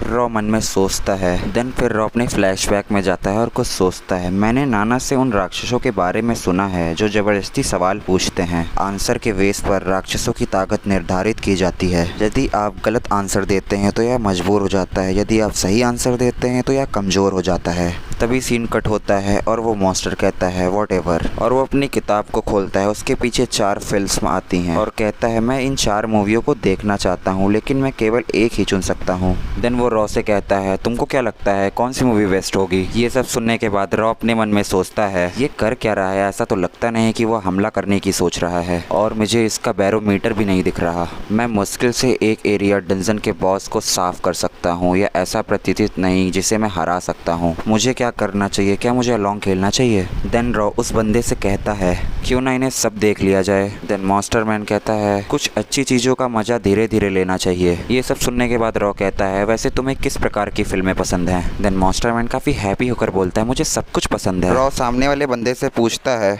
डाइस से फैसला क्यों नहीं लिया? तभी मास्टरमैन कहता है, डाइस मतलब? देन रॉ उसको समझाता है और कहता है, अगर आपके साथ ये कोई फैसला लेने में दिक्कत हो रही है तो हम डाइस से फैसला करते हैं। मास्टरमैन अपने हाथ को आगे बढ़ाता है और कहता है, मैं देख रहा हूँ आप इसका इस्तेमाल कैसे करते हैं। रॉ उस व्यक्ति का हाव भाव देखता है और अपने मन में सोचता है, मुझे इस आदमी के बारे में बिल्कुल भी जानकारी नहीं है, मैं निश्चित रूप से लड़ाई में नहीं जीत सकता। और कहता है, सबसे अच्छा तरीका है मैं पासे को इस्तेमाल करूं। रॉ अपने हाथों से पास को फेंकता है। पासेस मतलब डाइस। पासा जमीन में गिरता है, उस पे नंबर 3 आता है। ये सब देखने के बाद मास्टरमैन कहता है, यही वो था जिसे मैं सबसे ज़्यादा देखना चाहता था, मैं भाग्यशाली हूँ। रॉ अपने मन में कुछ सोचता है और कहता है, क्या उसने नहीं कहा कि वह उन सभी को देखना चाहता है? तभी रॉ, जिसको मास्टरमैन समझ रहा था, वो अपनी बुक को निकालता है और खोलता है। इतना ही देखने के बाद रॉ काफी पैनिक हो जाता है और अपनी कटाना को निकाल लेता है। ये सब देखने के बाद मास्टरमैन कहता है, क्या हो गया तुम्हें? रॉ काफी पैनिक हुआ रहता है और कहता है, कुछ नहीं, तुम ये क्या कर रहे हो? मैं तुम्हारे लिए एक गिफ्ट चुन रहा हूँ। मास्टरमैन काफी हैप्पी होकर कहता है, तुमको क्या अच्छा लगता है? मास्टरमैन अपनी किताब के पन्ने को छेड़छाड़ करता है। देन फिर कहता है, मैं इसके साथ जाऊंगा। देन कहता है, थैंक यू, यह एक गिफ्ट है।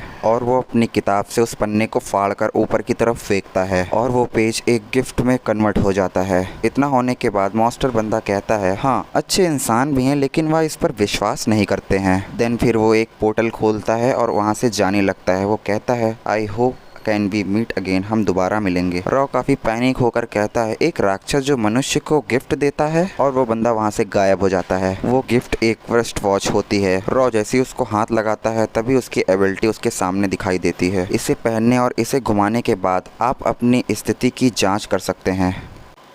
और दूसरी एबिलिटी में लिखा होता है एक बार घातक घाव को ये रद्द कर देता है, मतलब जानलेवा अटैक को ये रोक देता है एक बार। और ये स्किल का उपयोग करने के बाद आइटम गायब हो जाता है। रो काफ़ी सीरियस होकर कहता है नो डाउट सबसे खतरनाक मानव राक्षस, लेकिन फिर भी हमारी सारी बातचीत काफ़ी इनोसेंट थी, और इतनी कीमती चीज़ को लापरवाही से किसी को दे देना वो कौन था। अब वहाँ से सीन कट हो जाता है और हम लोग को एक सीन दिखाया जाता है, और वो scene capital city Riyona arena का होता है। देन फिर हम लोग को एक नए बंदे की एंट्री दिखाई जाती है, और वो जमाई ले रहा होता है और वो एंजॉय कर रहा होता है। सामने बैटल हो रही होती है। तभी वो कहता है हर जगह बस नए लोग हैं, मैं ऐसा क्यों कर रहा हूँ। वो अपने मोबाइल फ़ोन को निकालता है और कहता है ओह नहीं, मुझे फिर से डांट पड़ेगी। और उसके फ़ोन पर एक मिस कॉल पड़ी होती है। वापस से कॉल बैक करता है और कॉल पर कहता है उसका इतनी बार कॉल करना असामान्य है। और फ़ोन से आवाज़ आती है आप कहाँ पर हैं अभी। वो और किसी से नहीं, वो रॉ से बात कर रहा होता है। तभी नया बंदा कहता है मैं अखाड़े में हूँ और नए खिलाड़ियों का मुकाबला देख रहा हूँ। और वो फ़ोन पर और किसी से नहीं, रॉ से बात कर रहा होता है। रॉ कहता है डंजन में मानव राक्षसों के बारे में आप कितना जानते हैं। तभी वो दूसरा बंदा काफ़ी शॉक हो जाता है और उससे पूछता है और कहता है क्या मतलब आपका सामना किसी से हुआ है। फ़ोन से आवाज़ आती है। रॉ कहता है बस आप मुझे बताइए। वो नया बंदा कहता है आप गलत व्यक्ति से पूछ रहे हैं, मानव जैसे राक्षस का दिखना काफ़ी ज़्यादा रेयर है। रॉ कहता है क्या इसलिए क्योंकि यह निश्चित नहीं है। देन फ़ोन से आवाज़ आती है हाँ यह सही है, यहाँ तक कि 7 स्टार के सदस्य जो लगातार डंजन में रहते हैं और शायद ही कभी उनका सामना उनसे होता है। डंजन में मेमो से मुझे पता चला है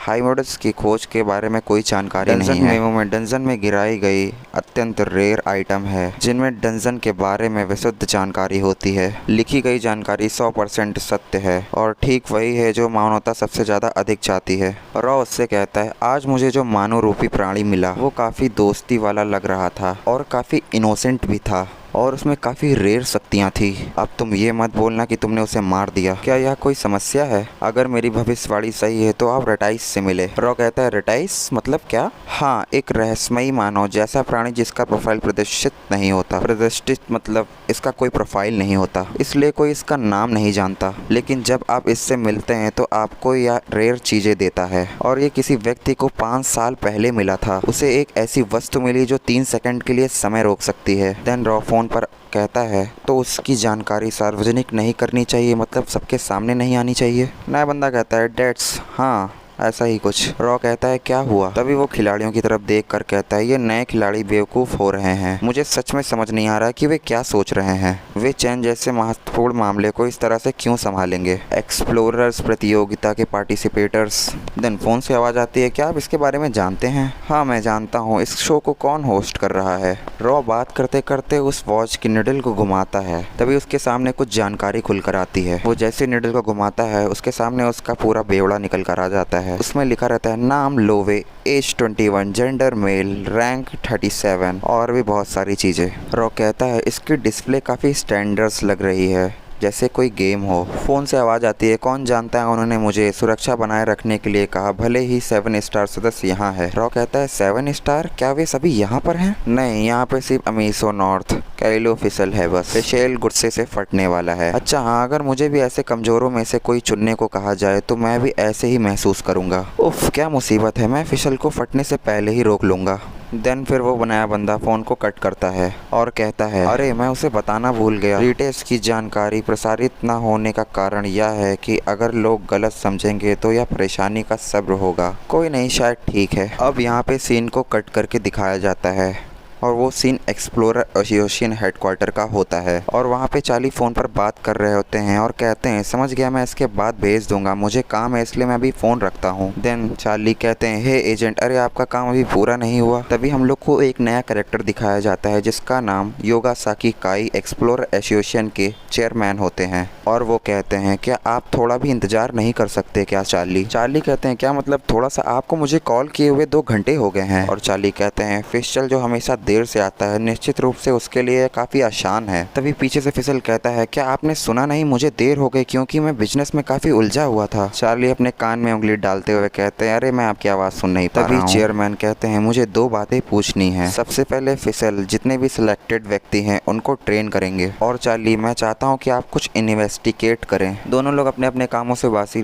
लेते हुए कहते हैं, refuse, I don't want to do this. Chairman उनसे पूछते हैं, ऐसा क्यों? वो काफी स्टाइलिश तरीके से कहता है, उन कमजोरों को ट्रेनिंग दूं, वो भी मैं, शायद मर ही जाएंगे। खैर फिर भी यह टूर्नामेंट में हारने से अधिक अच्छा है। और चार्ली तुम बताओ? मेरे पास ना तो समय है और ना ही क्षमता, मैं अपने काम से एक छुट्टी चाहता हूँ। देन फिर चेयरमैन के मोबाइल पे कुछ मैसेज आता है। चेयरमैन कहते हैं, मैंने इसे 3 दिन पहले ही अरेंज कर लिया था, क्या आपने सुना? मुझे छुट्टियाँ चाहिए। चेयरमैन काफी सीरियस होते हैं और कहते हैं, ये मेरा ऑर्डर है। तभी वहाँ से फिसल उठता है और कहता है, एक आदेश? तो अल्फा को आदेश देने दें। चेयरमैन एक चैन की सांस लेता है और कहता है, सच में वो आदमी एकदम बेकार है। देन फिर चार्ली कहता है, वहाँ से कचरा उठाओ और उन्हें ट्रेनिंग दो। मुझे उत्सुकता है कि आप एक इडियट हैं या कोई और कारण है। मैं भी उत्सुक हूँ कि आप लाइटियास की जानकारी कैसे भेजते हैं। चार्ली अपने बालों को हाथ फेरते हुए कहते हैं, ठीक है मैं समझ गया, मैं ये करूँगा। देन फिर चेयरमैन कहते हैं, मुझे आपके अलावा और शक्तियों की आवश्यकता है और आप अच्छी जानकारियाँ वापस लाएं। और यहाँ से सीन कट होता है और एक ट्रेनिंग ग्राउंड में पहुँचता है जहाँ पे रॉ अपनी ट्रेनिंग कर रहा होता है। उसके साथ साथ कज़ामी का छोटा भाई भी ट्रेनिंग में बहुत मेहनत कर रहा होता है। रॉ उसको देखते हुए कहता है, आपने कभी ट्रेनिंग नहीं की? वो काफ़ी हाँफते हुए कहता है, क्या मैं हमेशा दौड़ता ही हूँ और रनिंग हमेशा मैं करता हूँ, एवरी डे। रॉ काफ़ी नर्वस होके कहता है, कितनी दूर? कज़ामी का छोटा भाई अपने ऊपर उंगली दिखाता है और कहता है, कुछ 1000 कदम बस। रॉ उसे कहता है, मैं आपको तुरंत ट्रेनिंग बंद करने की सलाह देता हूँ, भले ही आप एक एक्सप्लोरर ना बने, अपने आसपास के लोगों की तरह प्रशंसित जीवन जी सकते हैं। देन कज़ामी का छोटा भाई कहता है, बचपन में मुझे एक गंभीर बीमारी हुई थी और तब से मेरा शरीर कमजोर है और ऐसा नहीं है कि मैं सुस्त हूँ। तभी रॉ कहता है, क्या इसे पूरी तरह से ठीक करने का कोई तरीका नहीं है? कज़ामी का छोटा भाई चेयर पर बैठता है और कहता है, मैंने वह सब कुछ किया जो मैं फिर कर सकता था। मैंने कोई उपचार खोज करता, मतलब एक्सप्लोरर को बुलाया। देन ये सब सुनने के बाद रॉ कहता है, क्या कहा तुमने? डंजन के बारे में? अभी क्या? डंजन के अंदर अनगिनत रेयर आइटम्स होते हैं, इसलिए वहाँ पर एक इलाज करने वाली दवा वगैरह होनी चाहिए। भाग है और कई महत्वपूर्ण लोग उनके पीछे हैं। जब तक वे मूर्ख नहीं हैं कोई भी इसे खोज की रिपोर्ट नहीं करेगा। क्या कोई व्यापार करने को तैयार नहीं था अगर यह एक राक्षस है? राक्षस? क्या मतलब? रॉ अपने मन में कहता है, नो वे। क्या तुम लाइटस को जानते हो? रॉ कहता है, नहीं। क्या यह कोई विशेष राक्षस है? कज़ामी का छोटा भाई कहता है, जाहिर है वह पहले भी 7 स्टार के अल्फा से मिल चुका है। किसी कारण से अल्फा ने लड़ाई नहीं की बल्कि बातचीत शुरू कर दिया। अल्फा के हथियार को लाइटियास का उपहार कहा जाता था। रॉ सिंपलिसिटी दिखाते हुए कहता है, सच अ काइंड ऑफ मॉन्स्टर, इतना दयालु है वो। तब से अन्य लोग भी लाइटास से मिल चुके हैं। लाइटास न केवल रेयर आइटम मुफ्त में देता है बल्कि निष्पक्ष रूप से व्यापार भी करता है। रॉ अपने मन में सोचता है और कहता है, चार्ली डायलॉट से प्राप्त जानकारी निष्पक्ष व्यापार के बारे में कुछ भी उल्लेख नहीं है। इसे रिकॉर्ड नहीं किया जा सकता। इसे बाहर लीक ना करें, वीडियो कुछ भी मिनट में गायब हो जाएगा।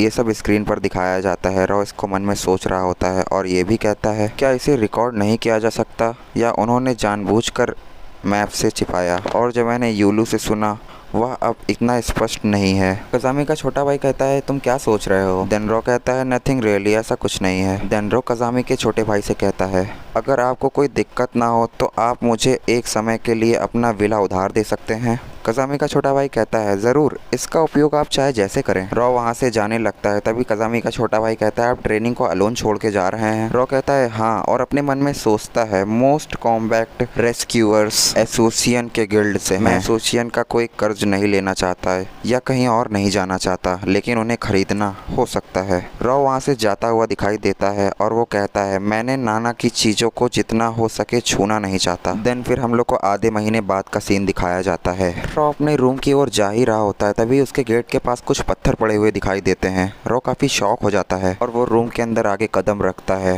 तभी उसके ऊपर एक जोरदार तीर से हमला होता है और वो तीर इतनी फास्ट होती है कि वो दीवार में जाकर गड़ जाती है। कुर्सी पर एक आदमी बैठा हुआ होता है। रॉ उसको देखकर कहता है, फिशल वॉन मेस्टल्स। और रॉ कहता है, क्या यह 7 स्टार का मिलने का तरीका है? देन फिर वो नाना की फोटो को उठाता है और कहता है, तुम नाना के बेकार बड़े भाई हो ना? रॉ कहता है, मुझे वो वापस कर दो, गिव इट बैक। देन अगला वाला बंदा कहता है, क्या तुम पागल हो? वो चेयर से उठता है और कहता है मैं तुम्हें ये तस्वीर वापस तो कर दूं, लेकिन तुम इसके लायक नहीं हो। रॉ काफी गुस्से में कहता है, मैं एक बार फिर कहूंगा, मुझे ये वापस दे दो। और फिसल कहता है, अगर मैं इसे ना कहूँ तो? और यहाँ पर बात बिगड़ गई। रॉ एक जोरदार मुक्का मारता है उसको। वो काफी फुर्ती से रॉ के मुक्के को रोकता है और कहता है, कमजोर घमंडी मत बनो। देन फिर रॉ का गला पकड़ता है और दीवार में लड़ा देता है। तुम अभी तक एक बार भी कब्र का दौरा करना नहीं आए और तुम अपने मुंह से ये मत बोलो कि मैं नाना का भाई हूँ। इसी बीच रॉ अपनी सिस्टर को याद करता है, जिसमें उसकी सिस्टर कह रही होती है, अरे बड़े भाई, इस साल मेरा बर्थडे के लिए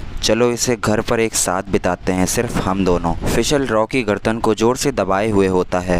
रॉ अपने हाथ से फिसल के हाथ को झटक देता है। रॉ अपने हाथों का इस्तेमाल करते हुए फिसल के ऊपर अटैक करता है। हाथों के बाद रॉ अपने पैरों से भी अटैक करता है। अपने पैरों से उसके पेट पर मारता है और वो अटैक इतना जोरदार होता है कि फिसल के मुंह से खून की उल्टियां बाहर आने लगती है। रॉ अपने हाथों के पंजे से फिसल के बालों को घुमाकर पकड़ लेता है और मुक्के से वार करता है। देन तभी फिर फिसल उसके हाथों को रोक लेता है, लेकिन रॉ की ताकत के आगे फिसल थोड़ा सदमे में चला जाता है और उसको पसीने आने लगते हैं। देन उसी बीच रॉ अपने पैरों का इस्तेमाल करते हुए उसके ऊपर एक और जोरदार वार करता है और उसके हाथ से नाना की तस्वीर को वापस ले लेता है। देन वो फिसल से कहता है, तुम अपने आप को क्या समझते हो? तुम मुझे कह रहे हो कि मैं खुद को उसका अपना भाई ना कहूँ? मुझे तुमसे यह क्यों सुनना पड़ रहा है?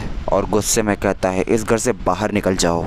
देन फिर उसके बाद फिसल एक स्माइल देते हुए कहता है, मैंने पिछली बार जब मैंने तुम्हें देखा था तो तुम सीढ़ियों से ऊपर नीचे जाते ही थक जाते थे। और तभी हम लोग को पहले का सीन दिखाया जाता है जिसमें रॉ सीढ़ियों को चढ़ रहा होता है और वो काफ़ी थका हुआ होता है। फिसल उसे हवा में उड़ते ही देख रहा होता है और कहता है, ये तो नाना का भाई है, ये तो इतना कमज़ोर है कि सीढ़ियाँ चढ़ते चढ़ते अगर गिर गया तो मर भी सकता है। देन फिर गुस्से से फिसल चिल्लाता है और कहता है, तुम हो कौन? अब जब नाना मर चुकी है तो तुम स्ट्रांग होने का फैसला कर चुके हो। और हाँ, क्या तुमको पता भी है कि लोग बाहर नाना के बारे में क्या कहते हैं? कोई रास्ता नहीं है कि वह उस तरह के कचरे के कुछ टुकड़ों का समर्थन करे, कि वह एक बेवकूफ़ है, कि वह अपने भाई द्वारा ब्लैकमेल की जा रही है। और हाँ, तुमने पूछा कि मैं कौन हूँ? विशल रॉ का कॉलर पकड़ता है और अपनी तरफ खींचता है और कहता है, जब से नाना 7 स्टार में शामिल हुई है मैंने उनके साथ काफ़ी लड़ाइयाँ की हैं, खोजबीन की है और उसके लिए अपनी जान को भी जोखिम में डाला है।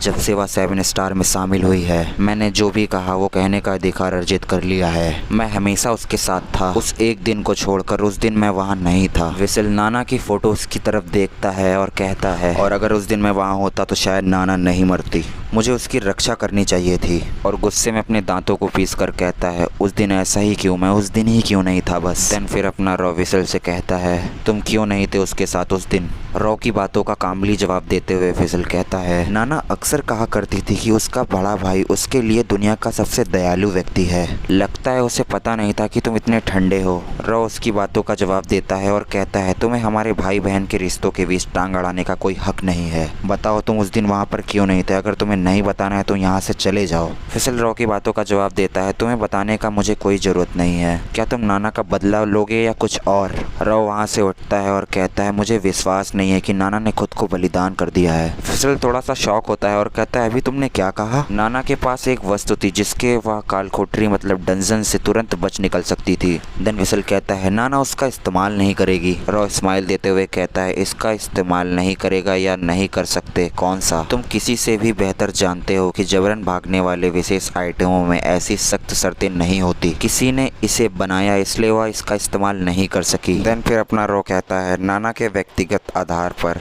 ऐसा कोई तरीका नहीं है जिससे वो अपने साथियों को छोड़कर अकेले भागने के लिए इसका इस्तेमाल करे। लेकिन नाना की पार्टी में कोई गद्दार नहीं है, मैं उस पर अपनी जान भी दांव पर लगा सकता हूँ। क्या होगा किसी ने अगर कुछ स्पेशल यूज किया? रॉ कहता है, जब कोई डंजन में प्रवेश करता है तो वह अस्थायी रूप से सील हो जाती है। यदि कोई व्यक्ति जबरदस्ती अंदर जाने के लिए किसी विशेष मतलब किसी स्पेशल आइटम का उपयोग करता है तो बॉस के आंकड़े दोगुने हो जाते हैं। विशल कहता है, एक बॉस जिसे आप सामान्य रूप से हरा सकते हैं एक बड़े खतरे में बदल जाता है। 7 स्टार की मूवमेंट्स सीक्रेट हैं तो या तो कोई गद्दार है या दुश्मन का इंटरनेट नेटवर्क ईश्वर जैसा है। आप क्या सोचते हैं? देन फिर रॉ कहता है मान लो कि कोई गद्दार नहीं है और कोई दुश्मन जबरदस्ती अंदर नहीं घुस रहा, लेकिन नाना ऐसी स्थिति में थी जहां से वह भागने के लिए विशेष वस्तु का उपयोग नहीं कर सकती थी। सीलिंग प्रकार की विशेष वस्तुएं डंजन को लॉकडाउन स्थिति में डाल देती हैं। वे 3 मिनट में कम समय में अंदर की सारी ऑक्सीजन को खत्म कर देती हैं। डंजन कोर को नष्ट करने से भी आप बच नहीं पाएंगे। आपको एक मजबूर भागने वाली वस्तु का उपयोग करना होगा। हो सकता है कि उसने एक टीम के साथी की मदद करने के लिए वस्तु को उसको सौंप दिया हो। फिसल काफी पैनिक हो जाता है और कहता है इतना तो मैं सोच भी नहीं सकता हूँ, लेकिन विशेष मतलब रेयर चीजें काफी ज्यादा स्पेशल होती है।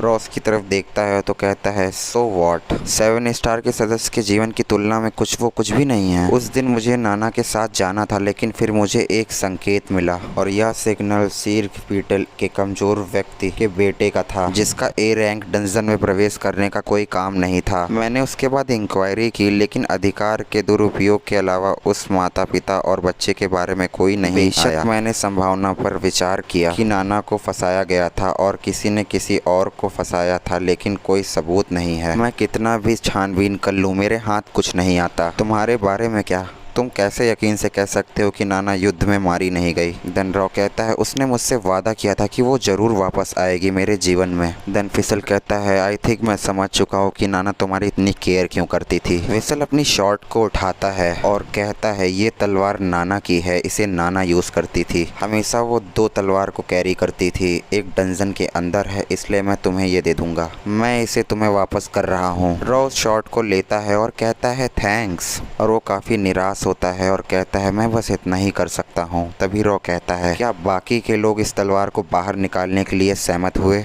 नाना का सामान उसके परिवार को लौटाने के लिए मुझे किसी की अनुमति की आवश्यकता क्यों होगी? फिसल एक कार्ड देता है रॉ को।